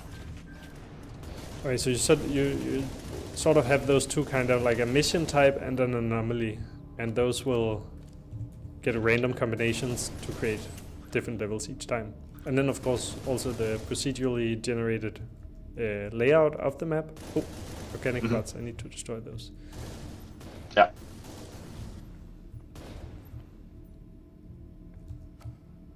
So I think also, like we were just talking about Darkswarm before, and how it's a very similar game, but also chose a little bit of a different path. Like you're saying, this is gonna be a single-player game, and that one turned into a multiplayer game. Wait, what? I was about to say something. Let me just go back. I need to see what I was looking at. I was looking at... Oh yeah, it was the ammo. So I think in Darkswarm you can actually run out of ammo. Then you end up having only a melee weapon, and of course your allies. Yeah, I actually talked to Jonas about this. That I actually thought that Darkstorm would be more like I would prefer it if you had like like sort of quote unquote bad weapons that have infinite ammo and then good weapons that do have ammo. I really like that approach, but it is a little bit illogical. I just think it's a good design. But so I have mentioned it to him, but you know. What did he respond? I don't think he. I think they just have a lot of things to. Like it wasn't high on the priority list, right? No. You know. And I mean, they've also balanced their game around that now, and it works. Yeah, exactly. Yeah, you can't just willy-nilly change that deep in development. I think right now there's a wave you have to clear, but I think it's spawned further down. This is a little bit awkward where I need to communicate better to the player what's actually going on. Like if you had a waypoint marker or something, but here you can see there's this ring to your left. There's this big ring that's blinking. Oh yeah.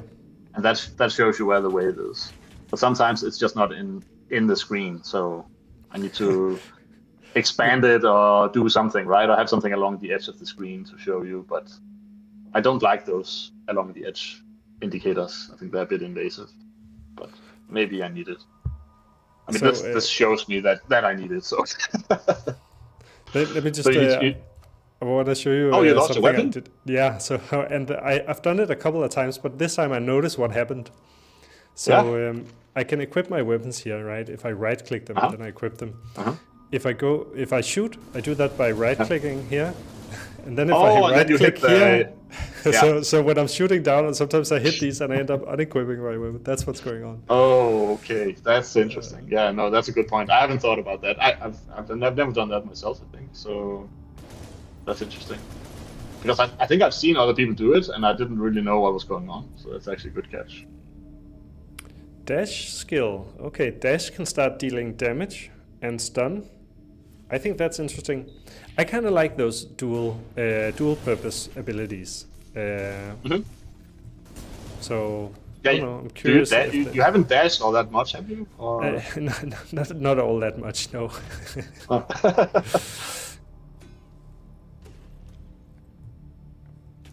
Samsung is saying they're back again, so maybe they were here for a little while and tuned out, but so it's difficult to know what you missed, Samsung, but great to have you back.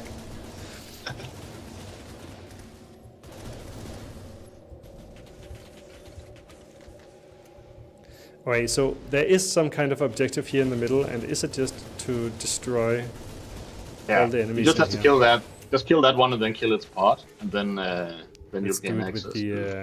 Oh, I spawned an auto turret. I misclicked again, but that was kind of nice.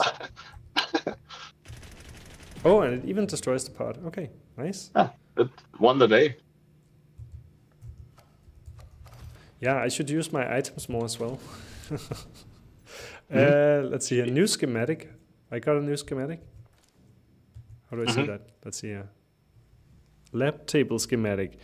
So, a fire walker, more resistance to fire and more fire damage. Okay. Do I need to head downwards now because I need to clear more, or do I need to run up because I did clear everything now? You need to run up, but there's a small bug here where it doesn't show you the objective, so that's something I need to fix. That's good to know. But there should be an objective marker in your upper left. Yeah, there we go. This is the door that was locked before. Yeah, so exactly. I think there's something very satisfying at this point where your weapon, like I can just shoot it into a mass of 10 creeps, and I think it's because of the static upgrade. They will all take damage from it, and you just end up blasting through them. Samsung is saying they were at McDonald's, but they forgot their headphones, so they waited till they got to the car. Right. Good update. Yeah. So I'm wondering, Samsung, where in the world you live, because here it's 10 in the morning, Of course, you can go to McDonald's at 10 in the morning. There's nothing wrong with that, but I just don't really do that a lot myself.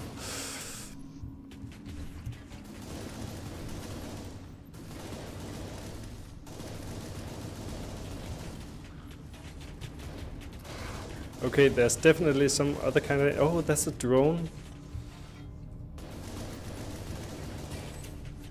So we're getting to a point now where we're meeting swarms of drones.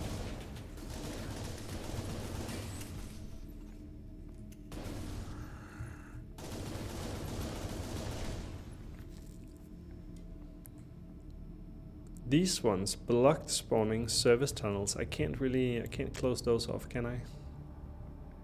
No, that's just as long as you stand near them there. They won't spawn anything. But you've basically cleared the level, so you're good to exit here. Security checkpoint. Okay, so this is the security checkpoint. It will force me to leave my stuff. But this time I got 160 credits, so I get better stuff this time. So you should actually try and loot everything on the way. What if I have this... Oh yeah, go ahead. Yeah, so there's this pack in the middle called Survivor, which is sort of like a special, fairly recent edition where you don't have a weapon, but you just have these auto laser and auto rockets that just shoot automatically. So you get to play it like Survivor game, which is sort of like a different approach. So you just run around and let them do all the shooting. You can still pick out a weapon, of course, but you start without one, which I think is kind of a fun risk-reward proposition for the player a little bit. Yeah, it's an option. Let's try. And here it's like trying to. Also, if you look in the two corners, right, there's both the ship view and the stats view, so you can sort of check like your own progression, and you can see where you are on the ship, and sort of see, okay, where am I going next? What are my challenges, and what do I maybe need to address? It's not showing the lines between the decks here, because I simply have a technical reason why it won't draw them. It's a very weird bug, but it's small aside.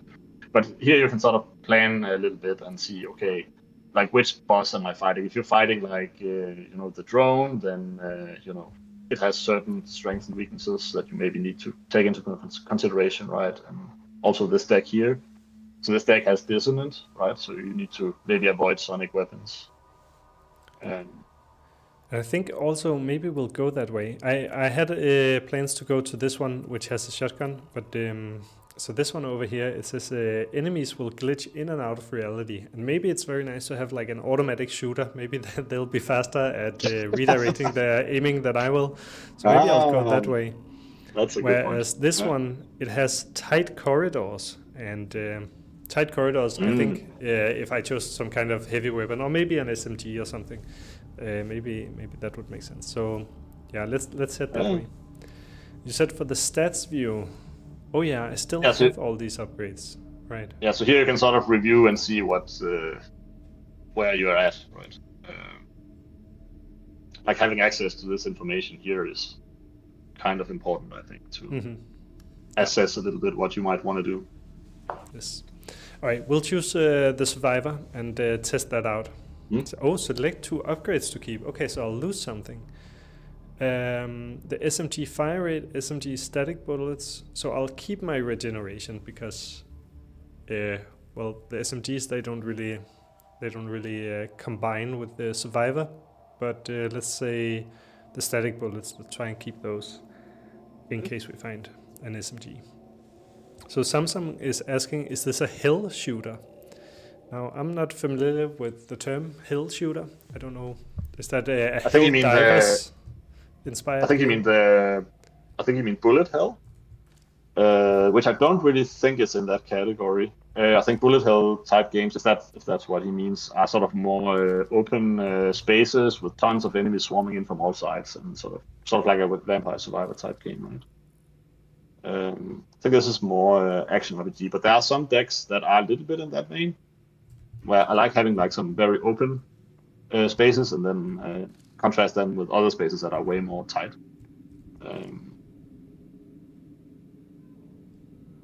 Oh, I start the level with a lot of credits. Is that because they carry over? Yeah, the credits you didn't spend on the package will carry over. I bought a wrench which will push enemies far back with increased stun. I have to try that out. Oh, ammo clip for grenade launcher. I don't have a grenade launcher, but that would be nice. And I guess, well, I don't need to buy the healing, I guess, because I have the static healing. And then, well, we'll skip the pistol because I have an SMG with an upgrade. There's a flamethrower and a sentry. The sentry that saved me before. Let's equip that. I won't be using the flamethrower right now because I want to use the wrench. Sub-level C, we can go to that, or sub-level B. So here you have the mainframe, like the one that you took in the prologue. So here I'm trying to integrate the mainframe into the main one. So you have to like go into these sub-levels and retrieve a Nexus board. So just like in the prologue, you needed 3 Nexus boards to repair. So now I scatter them out into these sub-levels. And depending on which order you take them in, they're going to escalate in strength. And then they each have a different anomaly. So it can be a good idea to save the toughest, to not have the toughest anomaly last. If, let's say, you have a static weapon and there's a static anomaly, then you don't want that last, because then you're going to have a trouble dealing with that deck probably. Just a small tip. So, how did I see which of the sub-levels had which anomalies? There was a big screen at the entrance, and also there was these smaller. You can't go back now though. No. Oh! I can fall off the level. Oh shit! Oh no! Okay, there we go. Yeah. So yeah, the game doesn't like that when that happens. So I think you have to restart and continue. Yeah, that's the only option you have. So actually, at this point, I can't even open the menu, I think. No, the game hates when this happens. So I have to have railings everywhere to prevent this. But that was a good catch. I didn't have that one railed up. Okay. Do I need to Alt F4 out of the game? Yeah, you do. All right. It's an alpha, by the way. It's what?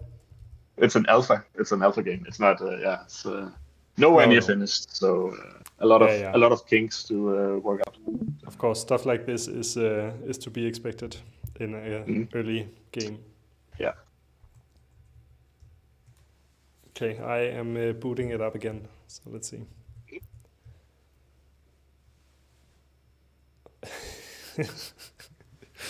Well, it's also great fun.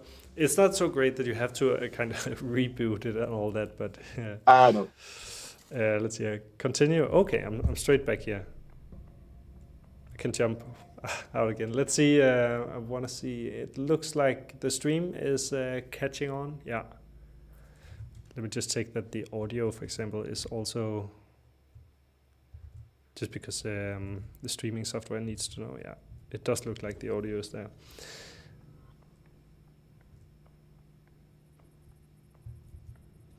All right, we're back here. Oh, I got to hack this and get new stuff.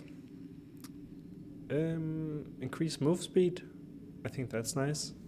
No move decrease when wounded. Let's take that. Oh, actually, this is also interesting. There was a choice between going for the lab table or the workbench. I don't have a visual right now, so. But you can just play, and I can try and comment. You don't have visual. Oh, the Discord stream failed. So let's see here. Share my screen on Discord as well. Yeah. So Discord was picking up just the application, and of course, when I shut that down, the Discord stream failed. So yeah, share screen. There we go. It's quite nice to stream. Oh, actually, I'm streaming over the Wi-Fi now. It doesn't seem to be a problem, but usually I will always stream through a cable. But I've actually been streaming through a Wi-Fi, and I'm impressed that it's working, because I'm streaming to Twitch and YouTube and Discord. So I'm a little bit surprised that it seems to be working flawlessly. Yeah, that works fine here.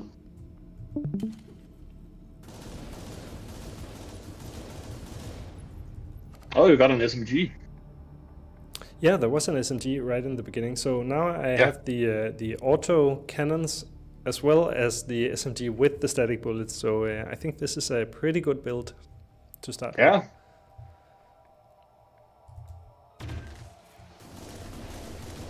Oh, that's the auto cannons. Let me just see if they can handle it by themselves.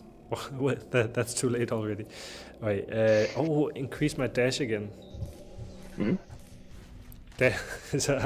This will end up being like almost a survivor game where it's like auto firing and just dashing into enemies. Yeah. Yeah, I was thinking of creating an item for the game that you have to hold in your shooting slot, so you actually can't use a weapon with it, but that item just amplifies your survivor builds. I'm still thinking about how to do that. So you sort of basically have a reason to not have a gun at all, just to lean even more into it. I'm just gonna test out not shooting at all and just letting the autocannons carry it out. Just you can also use your scan, right? Around. The scan will not damage, right? It will just push. No, there's an upgrade you can get where it deals sonic damage. Wait, I seem to be taking quite a lot of damage though. Oh, no. Oh. Quite a lot of damage. No, run. But you need to get into a room. You don't have an EpiPen, so you need to get into a room and close the door. Oh, into the room. Oh, there's a room right there. There we go. And there you go. Okay, so the autocannons, they work, but it's probably nice if I also do something myself. Yeah. But I recently added additional upgrades. So the rockets and lasers that you have, you can upgrade them one more time, so they get even stronger than they are now. So I think you're probably in the point of development where you're the best one at the game. I think when you're making a game in the beginning, some of the mechanics will make sense to the developer, and the players, they can't really figure them out, so they don't play perfectly, and so the game is harder for the players. Then at some point when you release your game, there's gonna be players that are just absolutely bonkers at the game, and they you need to sort of add a whole other level of difficulty for those players. Yeah, I mean, I'm also, because when I'm playing it, I think the game is a little too easy right now, but my experience is that players find it too hard. And that's also why I need more testers and feedback to try and figure out, like, what is it actually like, because I don't want the game to be so hard that people sort of leave in frustration early on. But I mean, you are supposed to die because it's an iterative experience, right? And then the question is, well, how do you then retain the players? And I think in a lot of cases, the answer is meta progression. Oh, careful. So this looks like something I can break. If I break it, well, is that another play? Oh. Okay. Was that the window of the ship into the void? Yeah. Okay. Yes. And you can use them as traps. You can drag out enemies as well. Ah, nice. So you can use them as environment traps. But then you would need to kind of shoot them at a distance. Instead of standing right next to them and hurling yourself. Yeah, that was a little suicidal. Just hammer the window with a wrench. Yes. But yeah, like I said, I need to consider meta progression probably as something to. So when players die, they don't just feel it like a big slap in the face, but they're like, oh, there's some new cool stuff that can. So if I try again, I can access more things in the game, and that's something I'm thinking about, because I don't want to have a lot of the typical meta progression stuff is that your character gets stronger, and I don't like that, where you just grind the game until your character is so strong from the beginning that you can just win pretty easily. I really want to avoid that, so it always feels like an accomplishment, no matter what level you defeat the game at. Mm-hmm. And what I'm thinking about is the loadouts. So basically, create some loadouts that you can unlock. So the first time you die, right, you'll be presented with, oh, you can permanently unlock this loadout, and that'll be added to the pool of loadouts for your next one. And then try and seed that in. Okay, so this is interesting. There's a blade here, and I really want to get the blade. A blade is always cool in a shooter game. Yeah, but I need to unlock the armory cabinet, and I can't do that, I think, because of this one. And I need scrap, I guess. So I need to find some scrap. Oh, there it was. Nice and easy. Success. Oh, it's still locked. Why is it still locked? Oh, I need to hack it over here. Pistol, sonic bullets. We don't have a pistol. And incinerator, I think I actually do have a flamethrower. Yeah. So let's take that one in case we find a workbench. Okay, but here's the blade. And let's unequip the wrench and use the blade. We could also go blade and wrench, but that it seems, maybe not. Let's do the SMG, which is upgraded, and the blade, and see what the blade is all about. And I can. Where do I find the map? There it is. Because if I can find I think it's a workbench. I should have something to upgrade my sword already. If I look... No, I don't. I thought I had an upgrade for the sword available. I think that was from before you died, and then it reset that. Because you got it in this level or something. Maybe I misremember that. Yeah, I'm not sure either. Okay, let's see. Sword, what are you up to? Oh no, I'm immolated. Yeah, face tanking an elite drone is a little hard. Run. Okay, so this is like a dark pattern, which is why I didn't want the regeneration at some point. I was like, what if the player just stands in the room for a really long time? This is like terrible. So you're really demonstrating why this upgrade doesn't belong in the game right now. Yeah, I guess you're right. I think it's a nice upgrade, but at this point, I don't know. Maybe what you could do is, if the player is in a room like this, it just speeds up. Yeah. Like if you can detect that you're in a room and that there are no enemies. Yeah. Then it could still belong in the game, but otherwise, I think you're right. It's a dark. Yeah.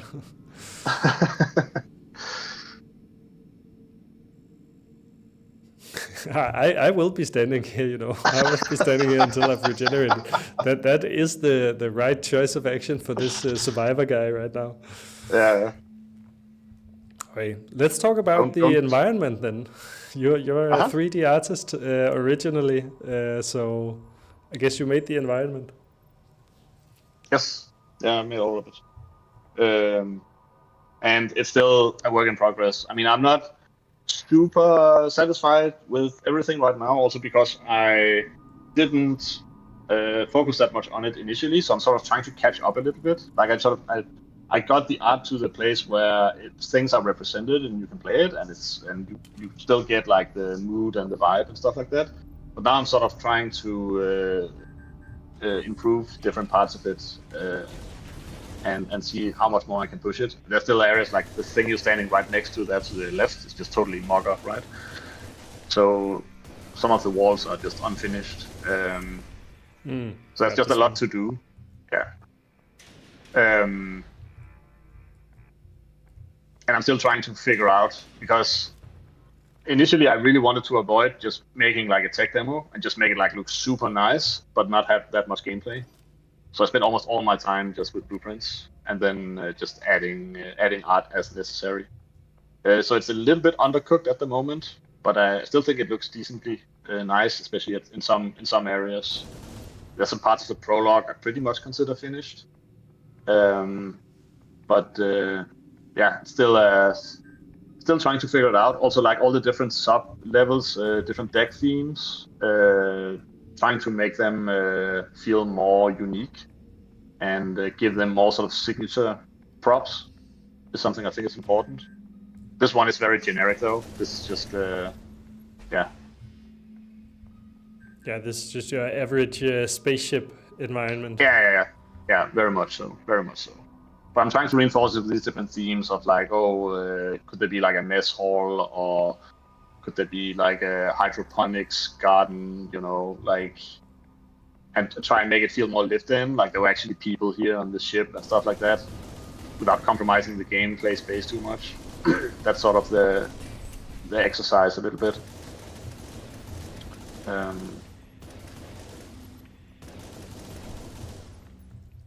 Yeah. I think a lot of games have that, right? Where you have like an infested area and. Wait, I'm Yeah, I back have to the beginning here. I have the crawl space is sort of like the very crunchy tight corridors filled with these spider creatures, trying to get that infested feeling a little bit. But right now it's just a bunch of boxes basically. I was looking at some different methods to try and make these, especially the walls, so they fit, and they're not, because there's different methods, right? You can, like, the rooms right now are basically just like grid tiles, and then other parts are more sort of just walls placed at different angles. But then it's like, I was looking into using Houdini for some of the assets, and some of them are made with Houdini right now, but they don't have any textures on them. So I'm still trying to figure out if I want to go with that, or maybe what do they call the geometry nodes in Blender. Considering looking into that as well to try and use it for some of the art.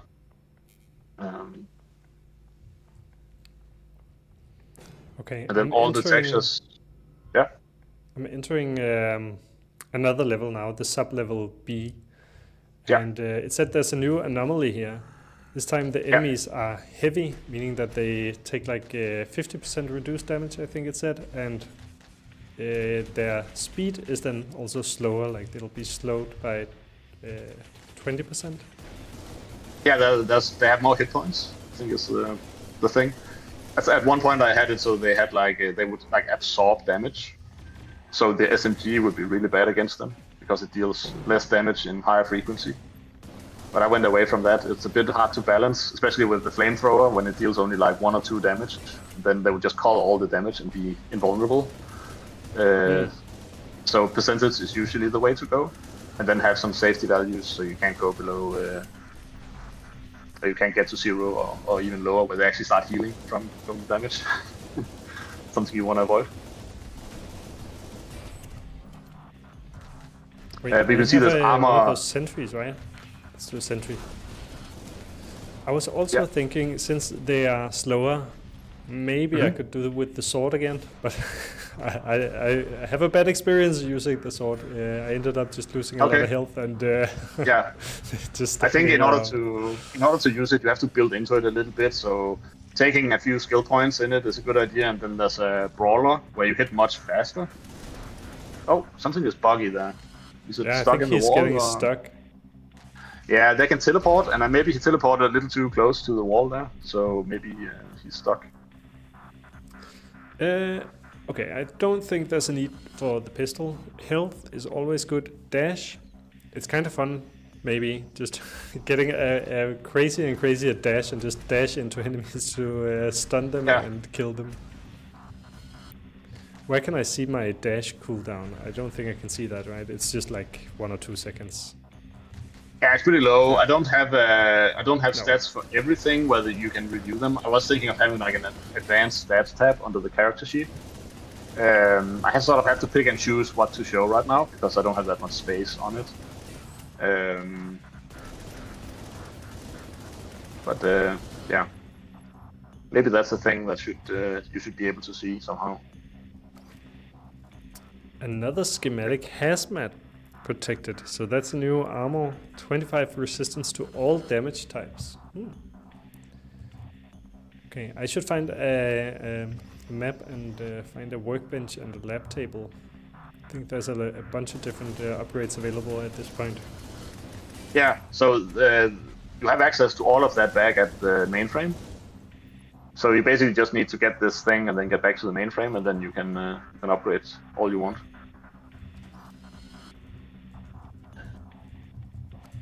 Okay, let's go back to the mainframe. Although there is an armory here, does that mean we could maybe loot something in here?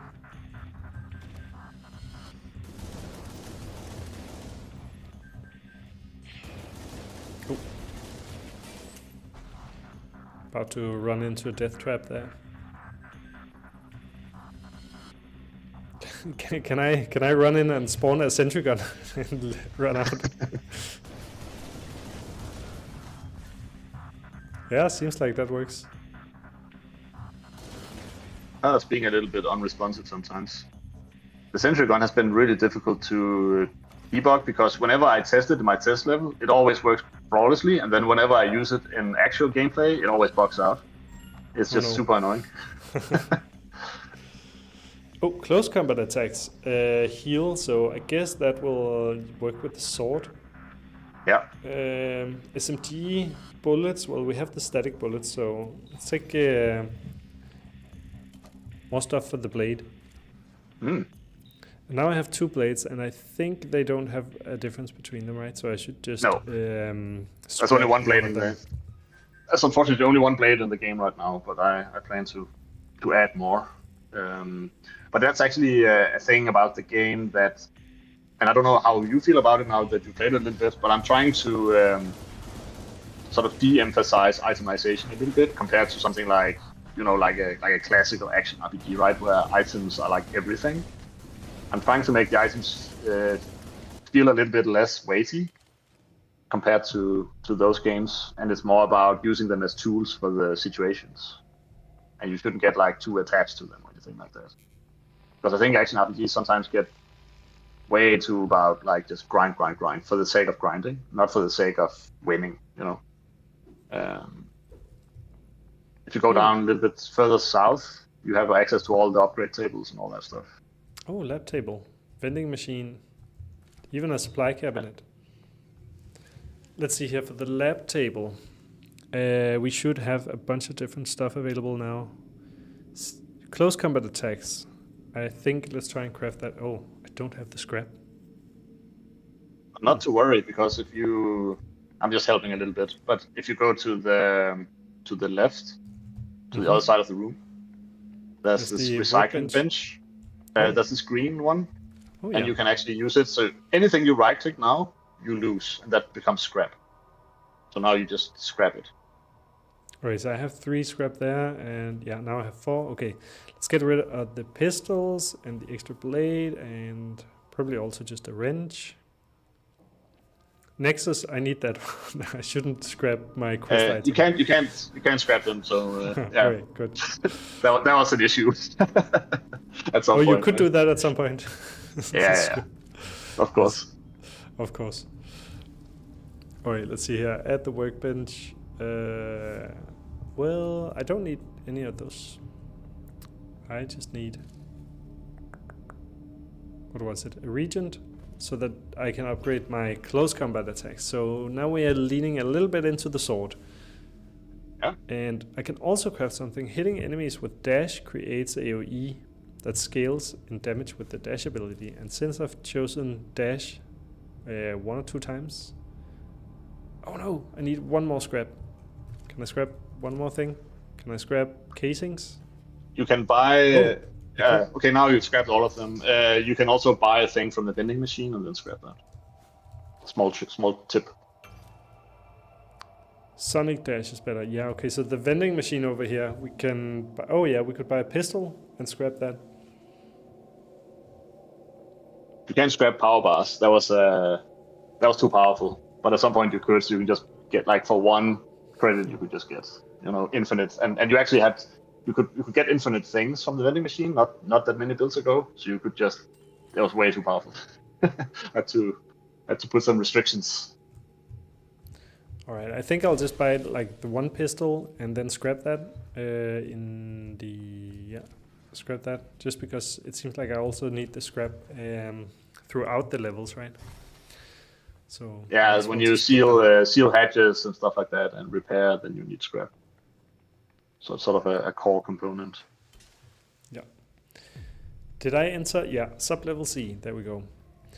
And enemies in here are electrified. That's probably bad, because maybe they you have... actually did. That was exactly the use case I mentioned when we started this level, actually. I didn't listen. Alright, yeah. So the problem is that my SMG deals static damage, but all the enemies in here are electrified, so they have 65% resistance to my main weapon. Yeah. Great. And this is where I'm trying to have these mechanics to try and make the player a little bit more thinking about, like, compared to something like Diablo, where you do have these types of mechanics, but you don't really think that much. Or at least I never really thought that much about them. I know there are some bosses where you know, okay, this boss has this type of attack, and you have to have a certain type of resistance, right? So it was a little bit part of especially Diablo 2, but I feel like when I played Diablo 4 the last time, I didn't think about it at all. No, I think the thing is also there is like every single enemy can have some resistance, and here you're doing like a whole level has that resistance, so it becomes much more important to kind of counter. And when it's every single enemy that can be different, you can't really make a decision on not to use it. Or...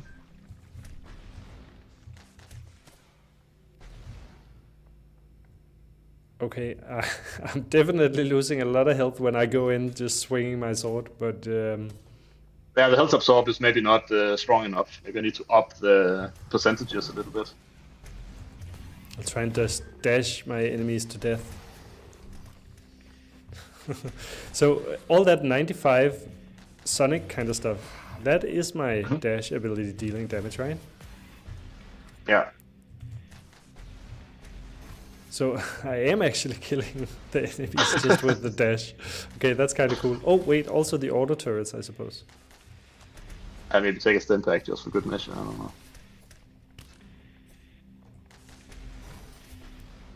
Oh, nice. Yeah, so that's this one, stim pack, heal 15 health. Right. Oh, already have the Nexus.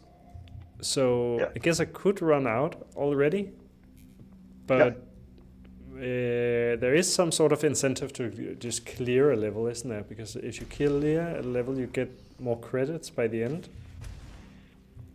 Yeah. The more stuff you have, the more credits.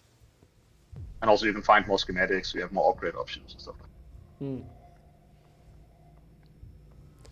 Right. Let me see here. Repair the mainframe. Exit is cleared. You still need to hack the mainframe. Oh, there we go. Hack it. Resonant, more resistance to Sonic. Okay, so then I should pay a mind to like what I'm going into. And can I see that here? Ship view. I can see that the next one is a giant boss creep with resistance against radioactive and a weakness to viral. So that's none of these two. Strikes nearby enemies. Let's try and choose that, since I'm trying to lean into the sword. I'm not sure it's going super well, but it's a good one for the survivor build for sure, because it's just more sort of passive dealing damage. So yeah. Oh, I used my scrap to make the circuit board. Can I buy? I can buy a new gun now though. Oh, and I can buy a blade. So buying those two, I can scrap them. Yeah, let's go over here. Scrap.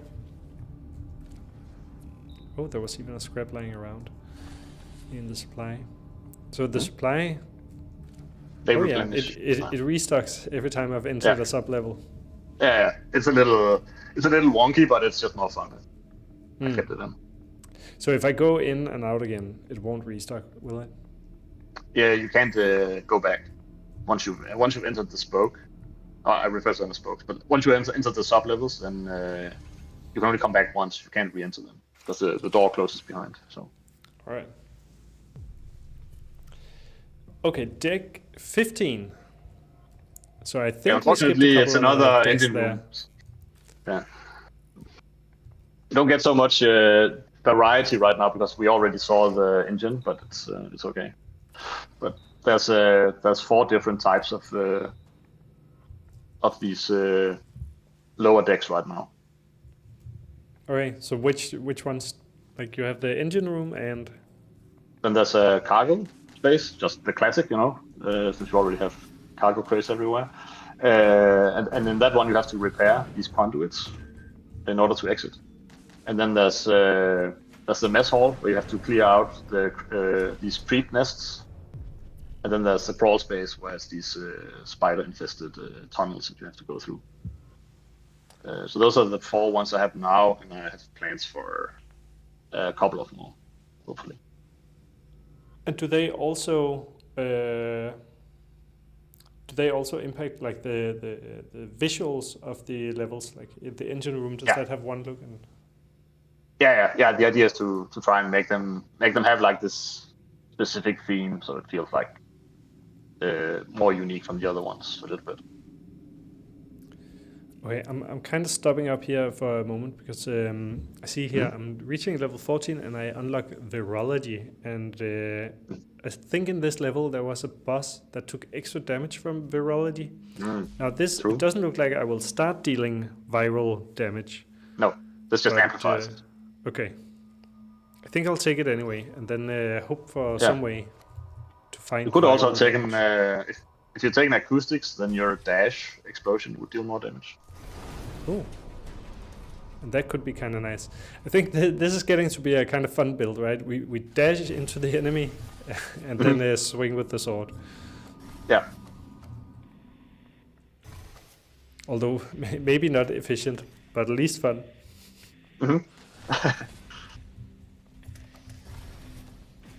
What's going on in there? It seems like they are fighting each other. Yeah, maybe. I don't. Oh, snap! This is going too fast. Just dash in and out again. Kill streak. Oh, is it? It's all my auto turrets as well. Yeah. What's your favorite build at this time? I think I just like the SMGs with some of their bullet upgrades are pretty strong, but I also think the pistol gets pretty good once you get some of the bullet upgrades. The pistols right now without bullet upgrades is sort of a little bit of a weak point in the game right now, which is kind of bad because it's like the default thing. So I've been trying to try and make the pistol a bit more satisfying to use and just make it like really nice. And I really like the survivor build as well. That's also one of my favorites. And then just try and see what kind of weapon I end up with in conjunction with the passive attacks.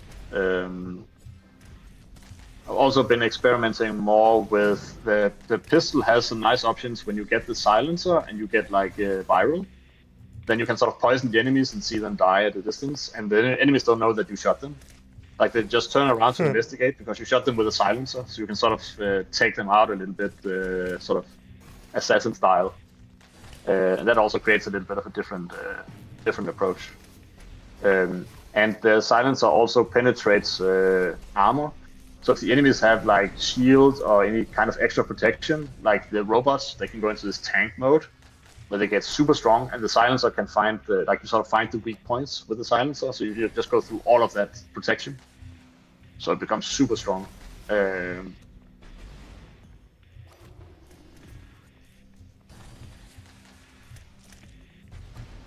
What about the grenade launcher?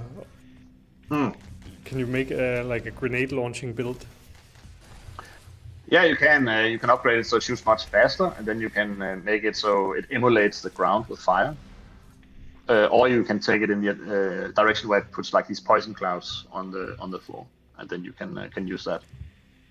And then you can try and find these different cross synergies where, well, if you already have like some sort of toxic theme going on with the smoke clouds, then maybe there are other things that you can also use. So maybe in combination with the pistol that's using poison bullets or toxic bullets, then you have sort of like a little bit of a combo going there. I'm still looking for some more ways of trying to use viral or toxic bullets with some sort of passive aura type effects. That's also something I'm thinking about adding. Just trying to find these different little cross synergies where, okay, if I have this thing and then I can add it with this other thing, but then I have a synergy here, and trying to map all that out. Try to keep track of all that stuff on this side, this big Miro board where I'm trying to keep it a little bit under control. Yeah, I think that's super difficult. Whoa, that went fast. Oh, you have an EpiPen, so if you press 4, can I do that even here in the? No, I can't do that. You have to. Okay, let's just think like acoustics would be really nice for the dash. Skills with fire, I don't really have anything for that right now. If I take this one that gives more health, does that also add to my current health? I'm actually not sure what happens now that you're wounded. I'm a little bit curious now. Alright, so I should choose one and then I should just spam. Yeah. 4 spam that and maybe also a stim pack. 1. Yeah. I really want the acoustics on the long term, but if I die, maybe that's not so nice. Okay, I think let's go for acoustics and pray that. Yeah. Heal. Yeah, okay, there we go. Go back. There's also a healing pad right there next to you. That one would actually have brought you back without the EpiPen.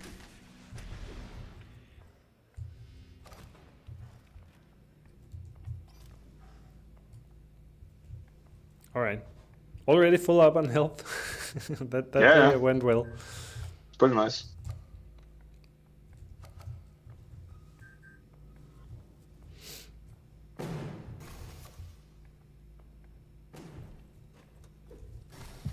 Okay, another lab table. Scanning deals more sonic damage, and I will take that immediately because you're under attack here. So I don't pause the game when you're in there. No, I kind of saw it. I just saw like there's just one, and I saw that my auto turrets were going off. So yeah. I'm getting to the super soldier kind of state where I can just read the newspaper and my autocannons will defeat the enemies. Yeah. Yeah, you may be a bit too strong right now. Oh, what's this? This is an interesting layout of the map. So it just goes up, and okay, exit all the way at the top. The logs seem to be empty now. Is that because you just we've been through all the logs that you've written? Yeah, and you don't unlock anomalies here. Usually that's what I use the log for in the upper decks, is that you read about the different monsters and what type of anomalies they have. So in the upper decks, the anomalies are like per creature type. But once you're down here, it's for all the creatures. I could have some sort of... I have the idea of having like a bunch of like sort of ambient story logs about, the crew talking about different things and stuff like that. But I'm not really like a writer.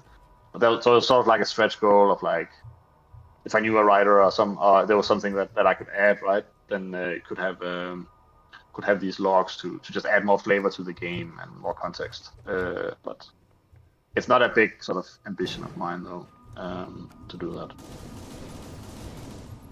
I'm not a big story guy, so.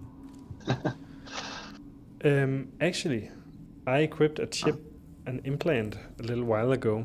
We didn't get to talk about those, but I get 2 new ones. So we have different types. This one increases SMG damage, but it subtracts health, and so they seem to just be some kind of another way to kind of upgrade, but an item kind of upgrade. Yeah, it's a way to sort of get a little bit more specific with your build and try and find these chips that lean even more into the direction you're trying to go with. I think there are 2 really cool ones right now for the build that we're doing.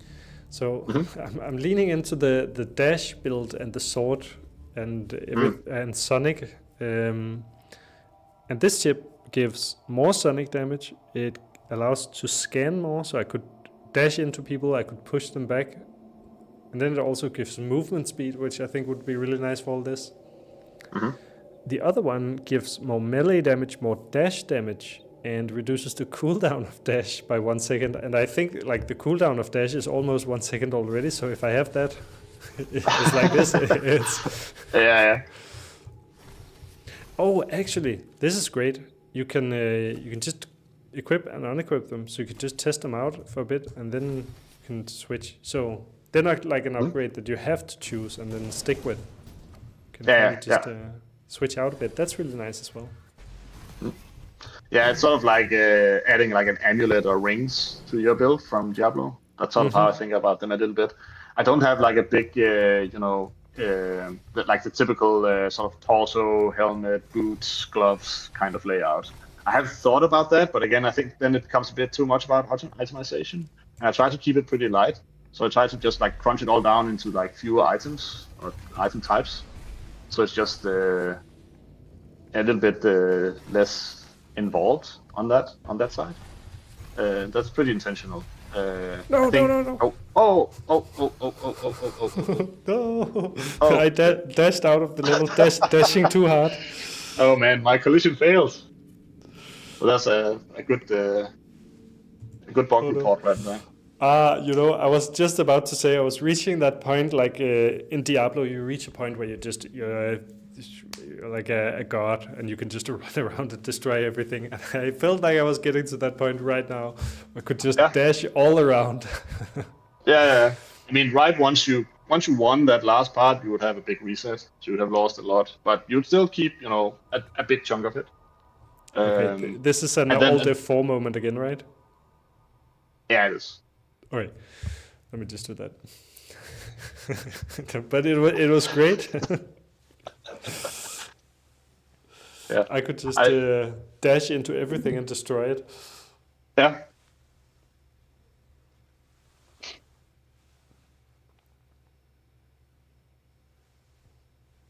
Okay, booting up the game again now, and I'll just share it again on Discord. But it does seem like you are getting maybe a bit stronger than you should. Especially since it's the first time you play it. Okay. So it's quite impressive that you haven't just died like straight up. You only died to environment bugs. Well, I didn't I die at one point in the. Yeah, you did. But so actually, the way it works right now is that the game allows you to die once per deck. So sort of I give you like 1 life for each deck, but they don't stack or anything like that, right? And then when you start the run, you can choose to play it hardcore, so you'll just die and then that's it. And I am thinking of just making that almost like basically make it mandatory. But I was worried that people would just die immediately and then they would be too frustrated. So it's always like it's nice to have hardcore as an option, but it's something I am thinking about to just commit to fully and say it's only a hardcore game. So I sadly lost my chips on death here. You lose everything you found in this area again to avoid abuse, right? Because otherwise you could go right up to the end point and then escape and then continue and then you would start at the beginning and then have everything. Yeah. So it's again a way to avoid those issues. A big part of this game production has been figuring out like save systems and when to save what, when to reset, and make sure it works in builds, and make sure it's consistent and blah blah blah. There's been a lot of stuff like that, technically that I've had to wrestle with. Especially the custom controls. Like you can customize the keys. That's been one of the hardest things to do. Which sounds crazy, but it's really been such a struggle to get that to work. Okay, so like the keybinds. Yeah. So you can in here you can kind of choose your key bindings. Yeah, but making sure that they work. Like at one point I had it so everything worked perfectly, right? You could go in, you could change the keys, you could die, it would remember the keys, you could go to the next level, it would still remember the keys, everything worked. And then I play it in a build on Steam, and then it doesn't. And you just want to jump out a window at that point. It's like... Oh, yeah. I don't know what it is. Like some things will work while you're playing in the edit. Oh wait, there's a big screen shake going on right now, and it's saying something about a wave. Am I in trouble? Yeah, now here they come.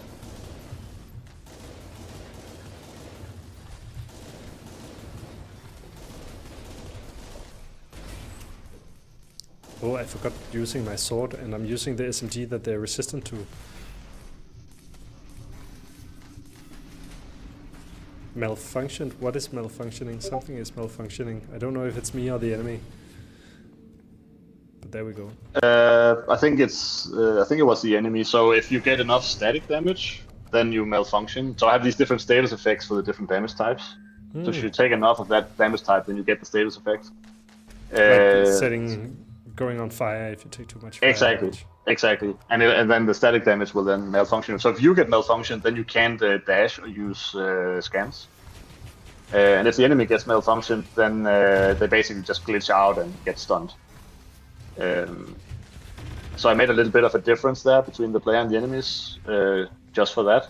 Just because glitching out as a player is just way too lethal and not that fun. So instead I'm sort of tripling some of your functionalities a little bit.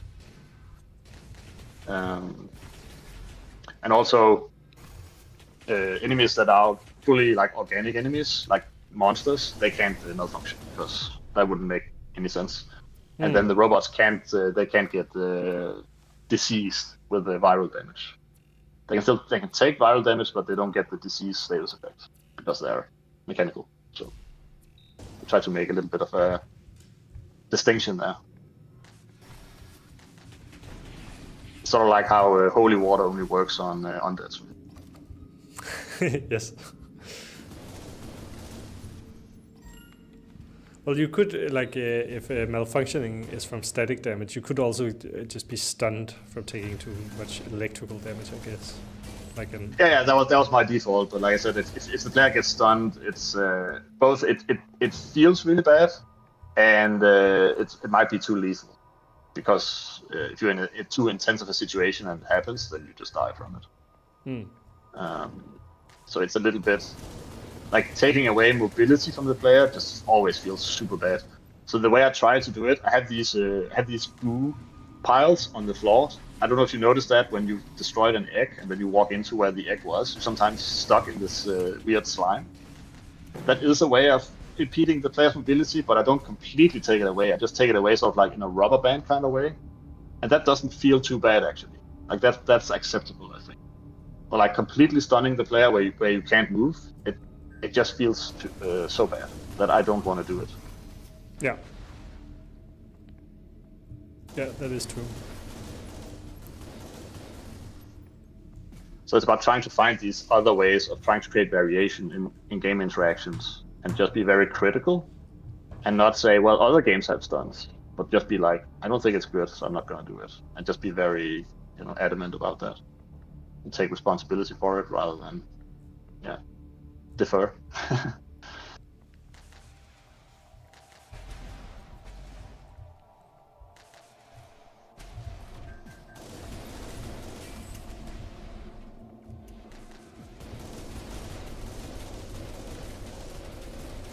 Fought a lot of this specific boss type, I noticed. It's a lot of these robots. Is it supposed to be invisible? Yeah. It has the camouflage anomaly. So you have to scan it to see it. I just got a Vibro Edge workbench schematic. So sword will deal extra 85 sonic damage. Yeah. I think that's leading straight into the build that I currently have. I had a funny bug with that recently, because whenever you hit with it, it sort of shoots this wave forward. So it has like a very large range with the sword once you have the sonic upgrade.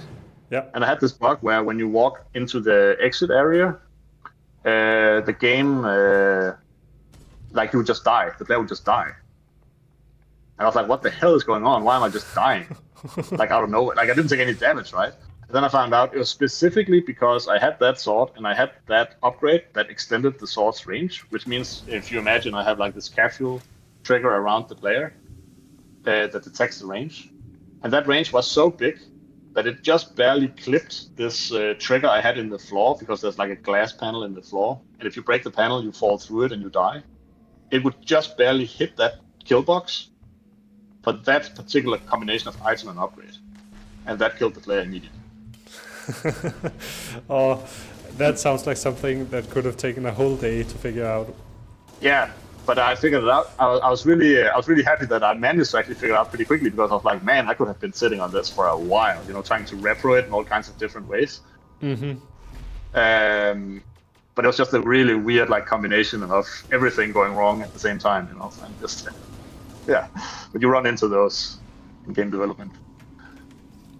So before, if this was the first level that I found one of those implant chips, and I found 3 of them, and now I don't find any of them. Was it purely by chance that I suddenly found 3? Oh. Yeah, you can find them at any point in the game. That was totally random. They just have a very low chance. Oh, there was you one. Can also unlock. Yeah, there's one right there. Okay, now you're finding some. Okay, now it's. Is it the one that allows the? Yeah, it's the one that allows the dashing. We're back. You found the exploit. No, I don't know. I'm gonna end up jumping out of the level again. I think. Yeah. It's just too much fun. Be careful. Be careful. But there's you can find these schematics where you can craft super chips. So you can take 3 random chips and then make 1 super chip. That's also Diablo 2. I can hear the Diablo 2 design right there. Oh yeah. Exactly. Of taking 3 gems and crafting them into a stronger gem. Yep. I don't know. There was something great about that as well, right? So it was just more and more. Ooh, SMG or close combat, both are really good. I think close combat will make me wanna do the sword again and just dash all around. But I'm kind of getting afraid of using the dash at this point. Yeah. It's just this specific set piece is having some collision issues. Because it's a set piece that I don't play it that often, because it's pretty deep in and it's very specific. It's just here that it exists, so I just need to tighten up the collision. So do you think if I make it to the next level, then I can? Go nuts. Should be robust. Oh, actually, there's something interesting to talk about here, also just like game mechanically. This is on 2 different levels. I can run up and down here. Yeah. And there's a whole question of how to solve shooting. Like if I'm at this level and I shoot in one direction, I will shoot like in a flat horizontal line. But if I shoot up here, kind of need me to shoot upwards a little bit. And that's actually pretty tricky to do. It's pretty tricky, and it's not something I've looked into extensively. But if you stand still and move the crosshair to the edge of the screen, and then shoot, notice that you shoot right at the crosshair in any angle right now. Which is, you'd say, well, obviously, why wouldn't I shoot at the crosshair? It's actually a very hard problem to solve. If you notice, the gun is offset a little bit to the side, and it shoots directly in the same angle as the gun. And then the character adjusts to it. That was a huge mechanical challenge to make that actually work. It was harder than I thought it would be. But you have to do a lot of weird ray casting and math to make it work. And what then happens on a higher plane, I'm not really sure. Actually, right now, if it's completely precise, because I sort of assume, I think, that the floor is where the player's feet are for the calculations. So there might be a little bit of wonkiness, but I try to not make to have too much verticality in shooting areas. It is something I'm being a little bit aware of, but I also think it adds some nice variation to the game, like to have it. And there are set pieces where I would like to have a bit more of this. Like I have a mess hall where there's all these long tables that create these rows, and I want to have these small ramps where you can sort of go up on the tables. And I thought it would be really cool if the zombies, some of the monsters, like jump up on the table or crawl up on the table and run across and stuff like that. That would be super fun to do. But this whole thing, it's because I was at a talk about this last week. It was actually Darkswarm who presented how they solved this issue. So again, wow. but they they had a whole talk about how do you, like, I'm on this level. If I shoot up here, it's not a trivial issue to make sure that the bullet follows exactly where the crosshair is, because we're in a 3D space. And absolutely. Yeah. Basically, what I do is I project out a plane from, if you imagine where you have the muzzle flash, I make a big 2D plane, and then I say, okay, where is the cursor, and where is the cursor on the floor, and then I raycast from the point on the floor back to the camera, and then I find out the intersection point on the 2D plane from the gun, and then that gives me a target that's precise. And then I have to then make sure that the character then rotates correctly. And in addition, if there's an enemy, let's say an enemy that's standing behind you, if you highlight the enemy with a cursor, I have to give the player like a warning cursor that tells you, oh, there's now a crosshair on this target. So if you right click right now, I guarantee that the character will turn and will hit, no matter what. And so I have to make like a pre-calculation where I'm sort of imagining that you are rotated where you're going to shoot at all times based on where the enemy target is. So there's like all these layers of things that you have to take into consideration to make this work, and it's quite a hassle. But yeah, good point. No, and I think there are a couple of other games that simply just they just decide we don't have a 3D space, in the sense that the player can run up and down levels. We don't have stairs. We just, like, it's just a flat play area, just to avoid that issue. Yeah, for sure. I'm sort of watching it a little bit. I don't think it's too bad to fight in these, as long as it's just like this and it's not too extreme. I think it's fine, but it's something I probably need to be more aware of, especially if I'm adding it more and more into the game. Because it just feels nice, like navigationally, to move around, and maybe even have like a high ground advantage and stuff like that. Like it can also like be a feature. But yeah, it's funny that they had that problem, because I was at a talk with them also where they talked about how they generated their levels, which is also the same problem that I've been sitting with. So I was also like sitting there like. Taking notes about that. But they're using a whole different system. They're using a PCG, which is a much more advanced way of doing it than what I'm doing.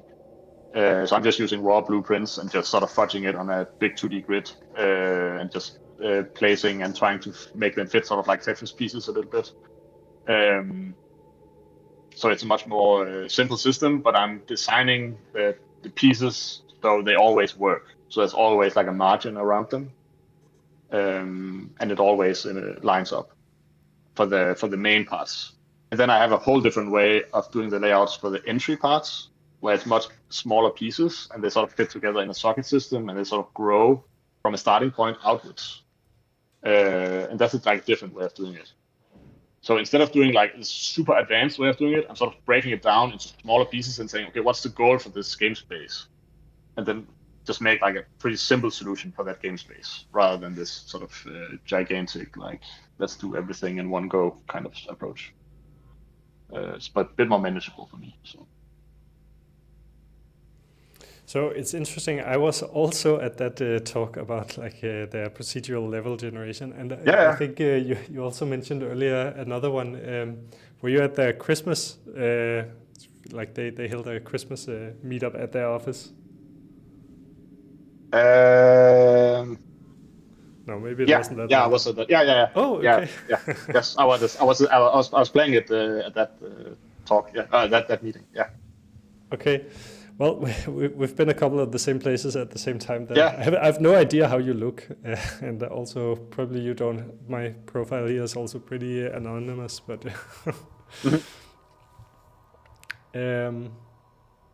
okay. Getting back to the game at hand. Although actually we've also been sitting here for quite a while, so I don't know how much longer we should continue. I have a screen on which I can see the stream myself, and it just turned off because it's been sitting there for too long. And I didn't notice it was like popping up with that. Do you want to keep watching?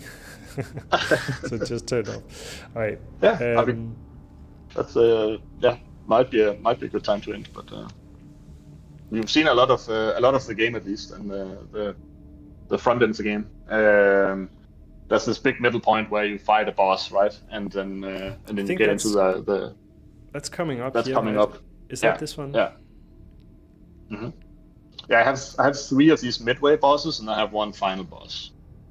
And they're still a little bit under development. Because I don't plan to include them in the upcoming demo at some point. I've been wrestling about, like, if I do a demo, like, how should I slice this build? Like, how much should I give in a demo, right? I think that's always a big question for any developer.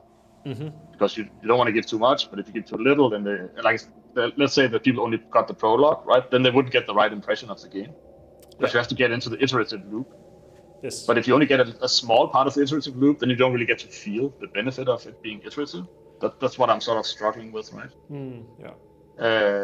So if I'm giving too much of that, yeah, the game I played last week, they were also talking about their demo and how they kind of did that. They, like, I don't know, it doesn't really translate very well to this game, but it would kind of look like they skipped these 2 in the demo, maybe they skipped this one and let you kind of jump forward in the game a little bit. Because what demo should be is really not an introduction, right? As you say, it should be something where you get an impression of the full game, but in a short while. So, difficult to do. You need to kind of jump some steps. So maybe that's the way to do it, right? But then I would have to give people like a pre-made build. So like, oh, you already have these options or skills and stuff like that, and then they don't get the feeling of crafting their own build, which I think is a big part of the fun of the game, right? So then kind of difficult. But I plan to slice it before the boss. Actually, in the middle of right after the main frame is where I'm currently thinking of slicing it.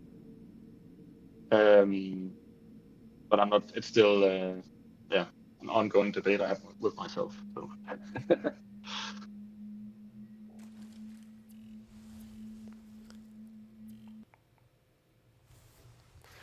So, I just chose a build here where it's the sword, and it provided me with this stuff, more Sonic, and I'm not sure if I kept some Sonic over here as well. Some of it was maybe in the loadout, right? Yeah, so at this point I'm still a little bit confused, like which stuff I lose and which stuff I keep. When I get to those checkpoints, right? Yeah, you lose your entire inventory, and then you lose all the crafting stuff, and you also lose all your upgrades, like the ones at the bottom of your character sheet. But then you get to keep an amount of these upgrades that you can then, but you don't get to keep all of them, right? But you get to keep some of them, the ones that you choose. But then in addition, you then get the stuff from the loadout. Right? But some of the schematics that you have over there are because you've unlocked them in the skills. So some of these skills give you these schematics permanent. That's why you have them. So it's sort of a combination of all those rules coming together. Maybe that's a better way to communicate it. Like I could have some sort of icon on the schematic, so you can see that sort of permanent. So you sort of know this is a permanent schematic, and this is a sort of a fragile schematic, or how you want to say it. Maybe that'll make it easier for the player to navigate the options. Yeah, I'm not sure how to do it, but I can see that like I have these lab tech stuff, I have the workbench stuff. Oh, and I'm getting attacked. Of course, I have my gear. I think I did lose something that gave me Sonic, and I'm not sure where that goes. So maybe it's when I craft these. So like this one. Yeah. If you craft these, then you lose them if you don't pick them as something you want to keep. Yeah. In the exit screen. Yes. That's another that's auto laser. Or grenade. Could also be fun to get the grenade if I can find it. Oh, can I? No, Did you I can't. already choose? Yeah. Oh no. I don't have a confirmation button. I was thinking of if I should have a confirmation button, but it just makes you. It adds another step. Yeah, I thought the exit button was just like confirmation. Oh. That may be a good way to do it, actually. So you can just sort of toggle, and then as soon as you exit, then it keeps it. Okay, that's actually maybe a good way of doing it, yeah. Okay, I haven't thought of that. It's funny, right? Because that's just how I assumed it was. But yeah. But I see why, like having a special confirmation button is not very nice, I think. I think my dash, like just my dash distance seems to be very long now. Yeah, that's because you upgraded it so much in the... I think there was a build like this in Diablo 3 where you could play the mage, and every time you blink, you deal damage. And it sort of feels like that. I think it's the monk, right? Oh no! I dashed out again. Oh! This time it didn't crash though. I just died. Okay, good. No, it actually recently it crashed whenever you went through the windows, but those are fixed because I know that's something that can happen, right? But if you just fall out of the world, I can't handle that because I don't expect you to do that. But the windows, I can sort of catch those, right? So I just need to make sure you hit a kill box. So what actually happened was that I dashed into a window, broke the window. Yeah, and then you got sucked out because as soon as the window breaks, I begin to drag actors out through the window, and if you're very close, you get dragged really quickly. So you can't escape it if you're super close to the window when it breaks. And of course, here you're saying actors because that's the technical term in Unreal for. That's the nomenclature. Yes. Objects. Yeah. Which is a funny little word, right? Then you have this enemy. It's an actor. Like when you think of it as a movie actor or a theater.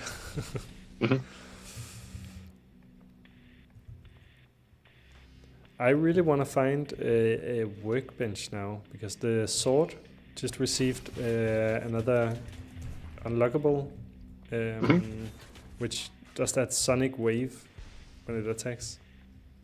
Yeah. Oh, it's the shotgun. It's the shotgun I was looking for at the beginning of the game. Yeah, it's right there. You can take the heavy weapons so you get more clips. Let's do that. I decided to make the shotgun a heavy weapon. I think you would normally expect it to be a basic weapon. So it's like the classic, pistol, SMG, shotgun. This I think sort of considered to be sort of at the same level. But I was afraid of having too much overlap with the pistol, especially that it would just feel like a short distance pistol, and then we already have the flamethrower also for like short distance. So I thought that could be a little bit too much overlap. So I thought, well, what if it's a heavy weapon? Then I can make like super powerful, and then it's like on its own plane in a way, right? Or it has more of its own identity. I should save the ammo for it. But, precious ammo. Precious ammo. But that might change. I might nerf it down to a basic weapon at some point. You're also dealing with just primary weapon and heavy weapon. So yeah, there are some games which will have like a primary weapon, a secondary weapon, and a heavy weapon. I think Destiny, for example, does that. And Okay, I yeah. was thinking kind of Halo, but Halo actually, that's just you just have a weapon, and sometimes sometimes it's just a Halo, heavy weapon. Halo invented the only two weapons. Like that was one of the big innovations, Oh, really? and sort of changed how shooters would be on console. Because back on PC, like back from Wolfenstein and Doom, you just had this long array of weapons, Yeah, you had like and all the keys from 1 to 0. yeah, exactly. And then Halo was sort of the one that broke that trend by having, as far as I recall, that was the one that sort of like tried to simplify for the console a little bit.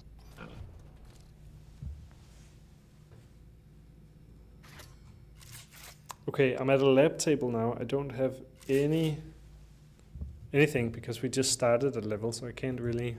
All the stuff I hoarded is gone.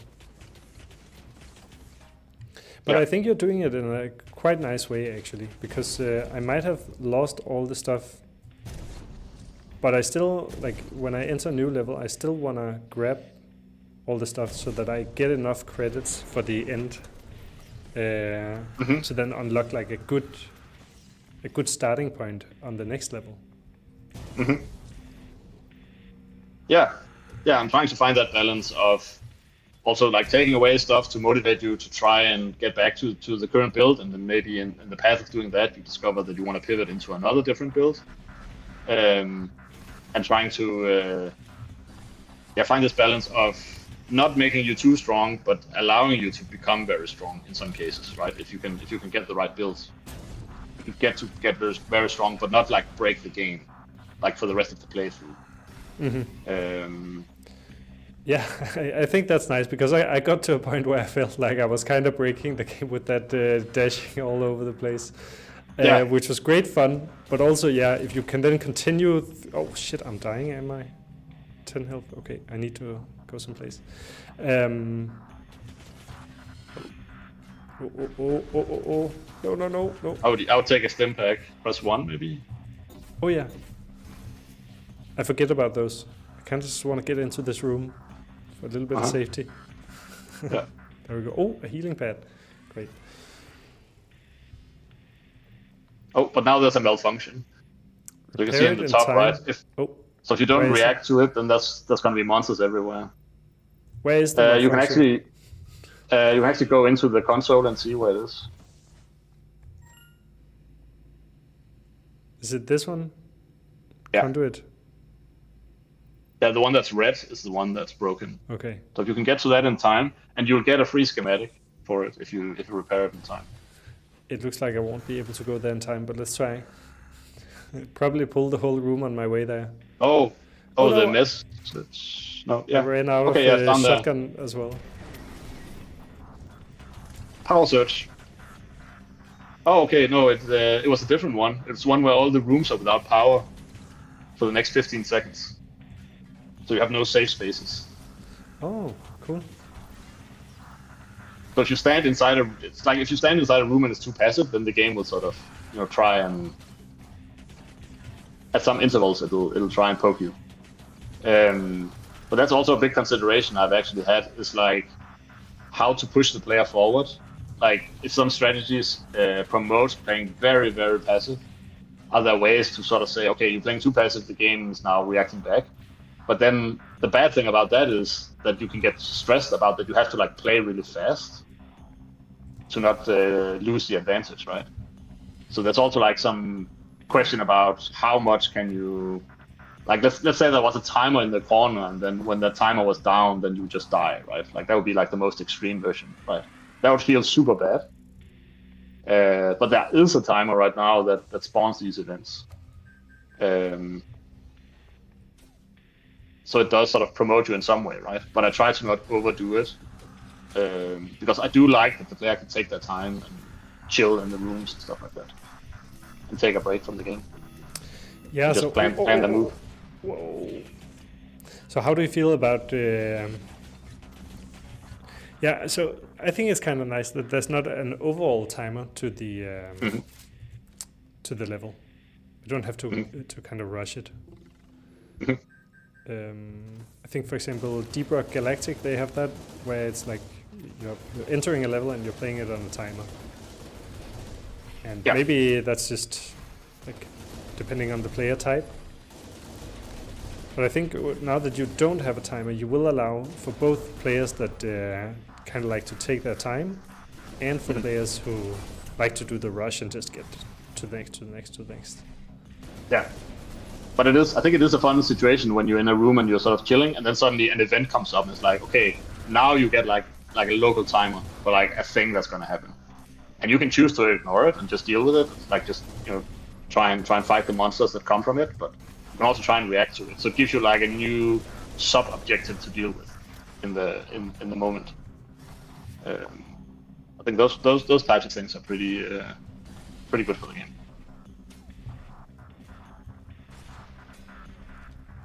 I don't know why I'm having so much trouble with this big guy. There we go. Yeah, nice. Pistol sonic bullets. What about a sniper? Will there be a sniper in the game? It's pretty small rooms, so maybe not. I don't have a plan for a sniper, no. Yeah, it doesn't really fit the. No.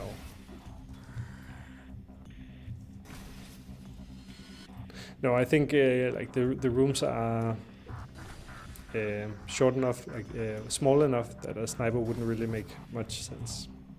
Mm-hmm. Oh, there's a drone in there. Oh no!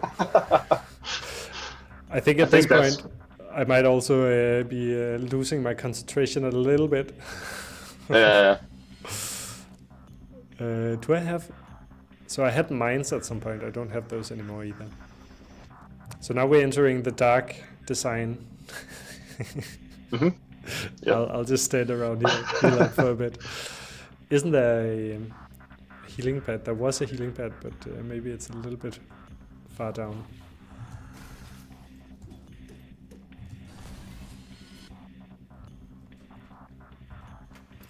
I like the feeling of this dash build. It feels like a build to me. Like it feels like there's enough things that combo together that I feel like I have something powerful in those combinations, right? Nice. Bullets from all projectiles move faster or fire 5 bullets in a front arc. That's the pistol. Nuclear physics. Don't think any of these help us too much. Maybe faster bullets. Oh no.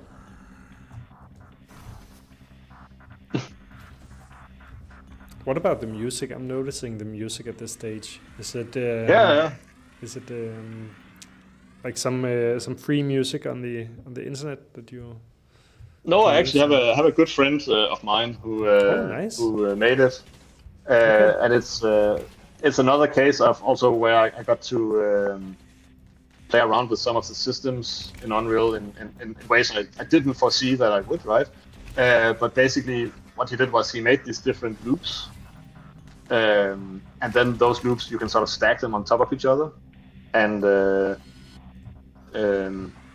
so what the game will do is it'll measure how many enemies are hostile towards you, and then it'll escalate the loops so the music gets more and more intense, and then it can also de-escalate once you start to take care of the enemies and stuff like that, right? And there's few enemies following you, then the music will ramp down. And I got to set that up with the meta sounds, which I'd never used before, but this was a really, really strong use case for me to use it. So that's what I really like about this project, is like getting out into all these different corners of the software and like learning how to make games and how to use Unreal. And all these different things, right? Because you would never sit down and watch meta sound tutorials just for the fun of it, right? But like, I have all these awesome music clips, right? And I really want the system to work, so I got to play around with that and learn how to use it. So, yeah. And then I discovered some other use cases in the game where it actually could be pretty cool. I had this idea for like the lasers that you mount on the shoulders, like using some sort of meta sound to detect like the rotation of the lasers and change the pitch, like when they rotate and stuff like that. So you can sort of create like a much more organic feeling of the laser shooting and stuff like that. Like trying to like the whole point about meta sound, if you don't know about it, is it's sort of an expanded sound system in Unreal that's extremely parameter driven. So you can use all kinds of game input to drive music or sound. So the classic example is like a door on a hinge, and then the player can sort of walk into the door, but then based on how much you walk into it, it'll turn more and more, and then the sound will sort of follow how much it turns and pitch accordingly and extend, right? And I saw a tutorial with someone who had a game where they had like a character with a sword, and then whenever he hit with the sword would say a sound. But instead of just playing a sound, it was driven by parameters. So if you did like a dash roll, the sword would actually start to say a sound because it moves so fast in the physical world that the sound system triggers on it, right? So you have all these systems that are sort of listening for the different events to be called. So it's a very sort of organic way of using it. It's pretty cool. Yeah, that is pretty cool. Did you see that test? Yeah, it happens sometimes. Yeah, I think that's the default text. So when it doesn't get set fast enough for some reason. So how are you financing this game? Is it your full-time job right now to be making this game, or is it something you do just in spare time? So it's I have no current financing for the game at all. So basically, it's a game I've been developing sort of on the side for like about 3 years, and then once that project ended, I then spent like the past 6 months just going full time on my own dime on it, just to see how far I could take it.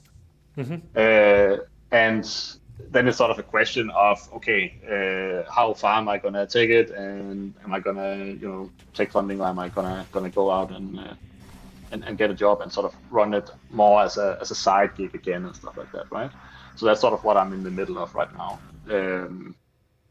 It looks like it might be the latter for now, but there's some really interesting opportunities as well in that. So, but we'll see. It's fun to take it to this level, but it's also the part that I really don't like is except for what we're doing right now, I guess. But like going out on social media and like post and all that stuff and try and get exposure and. I just dread it. Like I'm not a social media person at all. Like I never had a Facebook account or anything like that, right? So I'm totally out of that game, and I just, yeah, that's just not what I want to do, right? So the fun part for me is just making the game, and everything else is just I need to take a deep breath there. But yes. I think I'm doing stuff like. I tried to find you like on LinkedIn or something. I couldn't find you anywhere. I am on LinkedIn. On LinkedIn. That's the only place that you can probably find me, and then on Discord and stuff like that. But yeah, I know I'm a little bit hard to find. Yeah. I'm thinking, like I've had a lot of fun, but maybe we should tie this up because we've been going for 3 hours. So. Okay. Yeah. Is there anything you feel like we haven't touched upon that you really wanted to get out there?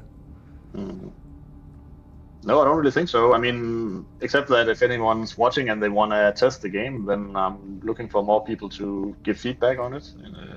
And, just seeing this is super valuable for me to see you play it here as well. But yeah. Anyone who wants to test, I guess they can contact you and you can reroute them, or they can absolutely find. Yeah, that would be super helpful. They can also you do have a Discord for the game, right? Yeah, I think you noticed the link was sort of broken. I don't have anyone on that Discord, but it does exist because I did plan to at some point to post the trailer more widely, and then ask for playtesters, and then I would like to then have the Discord maybe for that. But for now, I just use it to receive feedback messages from in the game. I have like a webhook from the game into Discord, so that's the main purpose right now. But I'll try and repair the link, so you can go to the Steam page for Bulken, and then you can click Discord and you can join it. But it might be a bit empty.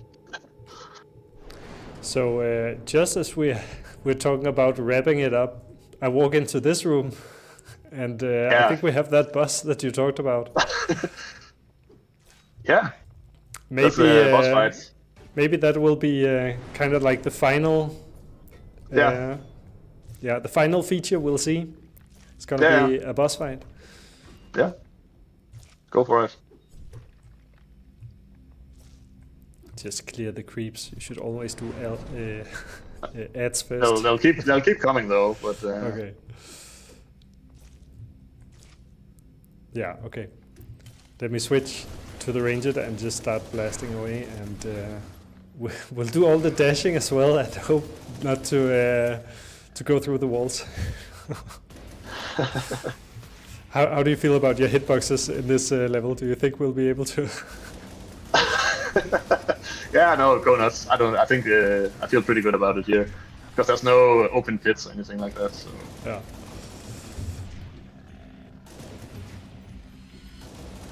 So actually, this is the first time I'm kind of thinking maybe I've been killing the crew of the ship, like all those the creeps, all these ones. Yeah.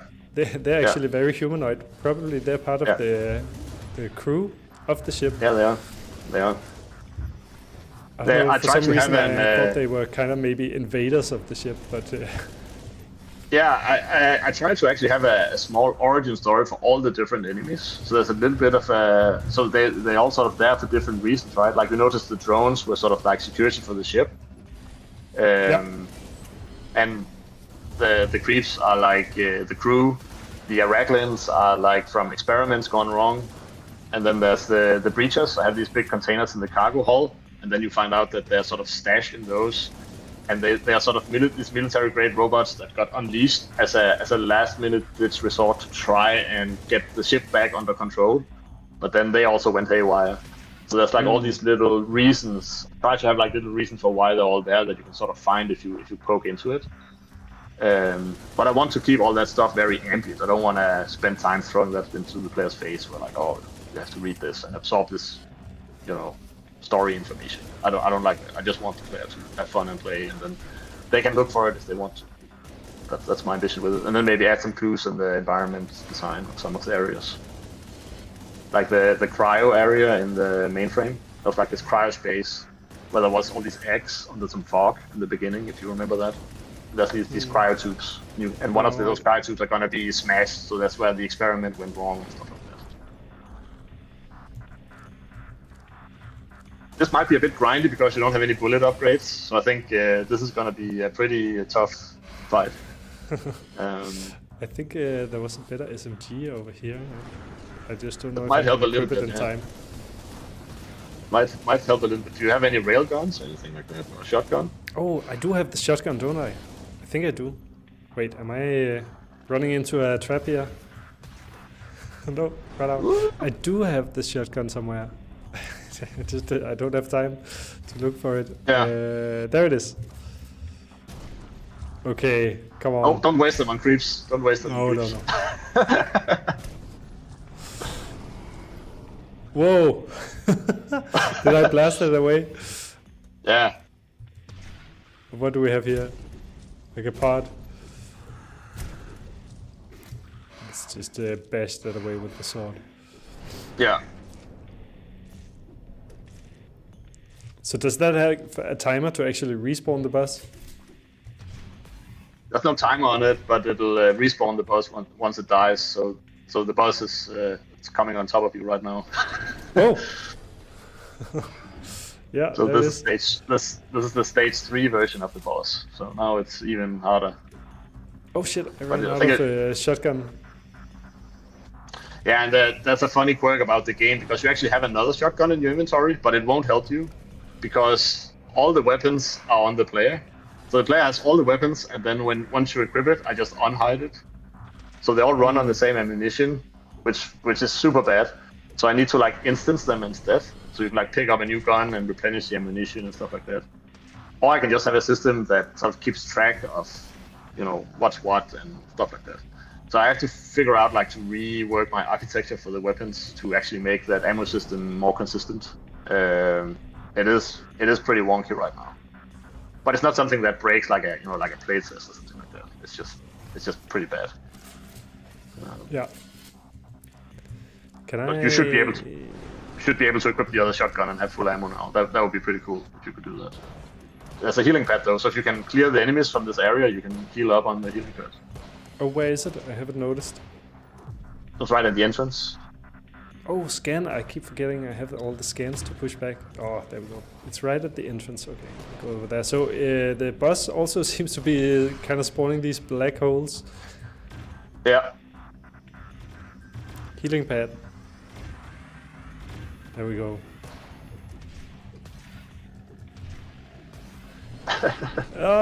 It's getting intense. That's good. That's good. I'm not a very good, streamer that is very good at all that. So when it gets intense for me, I tend to just get silent instead. So. Okay, yeah.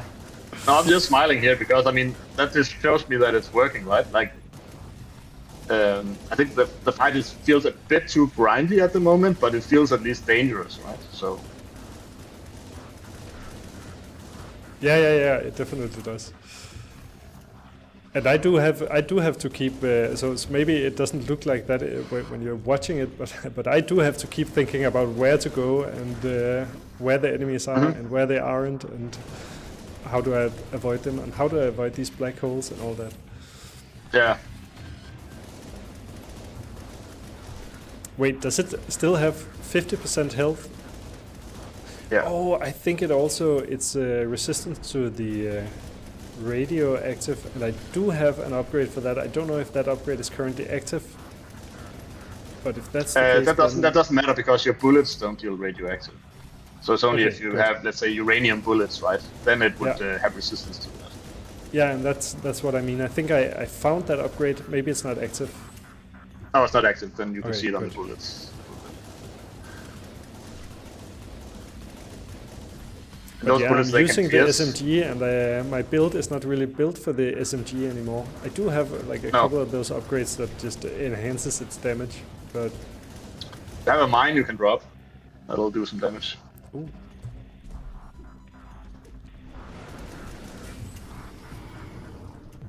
There we go. Nice. SMG.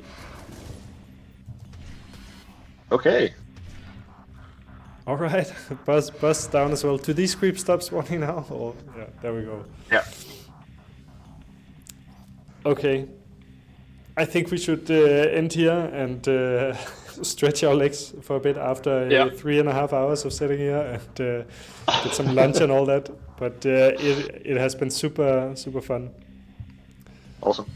Yeah, it's been great to see it, and it helps me a lot just to see people play it and comment on it. Yeah, it's great. I think there's still many things I would actually love to chat with you about, like for example, all those other games that you've been playing. But I don't know, maybe I'll reach out to you and see if you would at some point want to do some of the older games as well. I would love to go back in time and do something like Hitman, and I also. So I'm streaming from Games Denmark's offices now, and I saw that they have a stack of old CD discs for games like Pixeline and Hugo. So I'm also really hoping to do those at some point. I just need to make sure that the computer can run them. And first challenge is that they're a CD game. So the computer I have here can't take a CD, so I need to get like an external CD drive. But yeah, that's just a little bit of a side note. Thank you so much, Søren, for spending your time here and showing your game and talking about it. It has been really fun. Yeah, you're welcome. And yeah, maybe see you at one of those events that apparently we both go to. Yeah, for sure.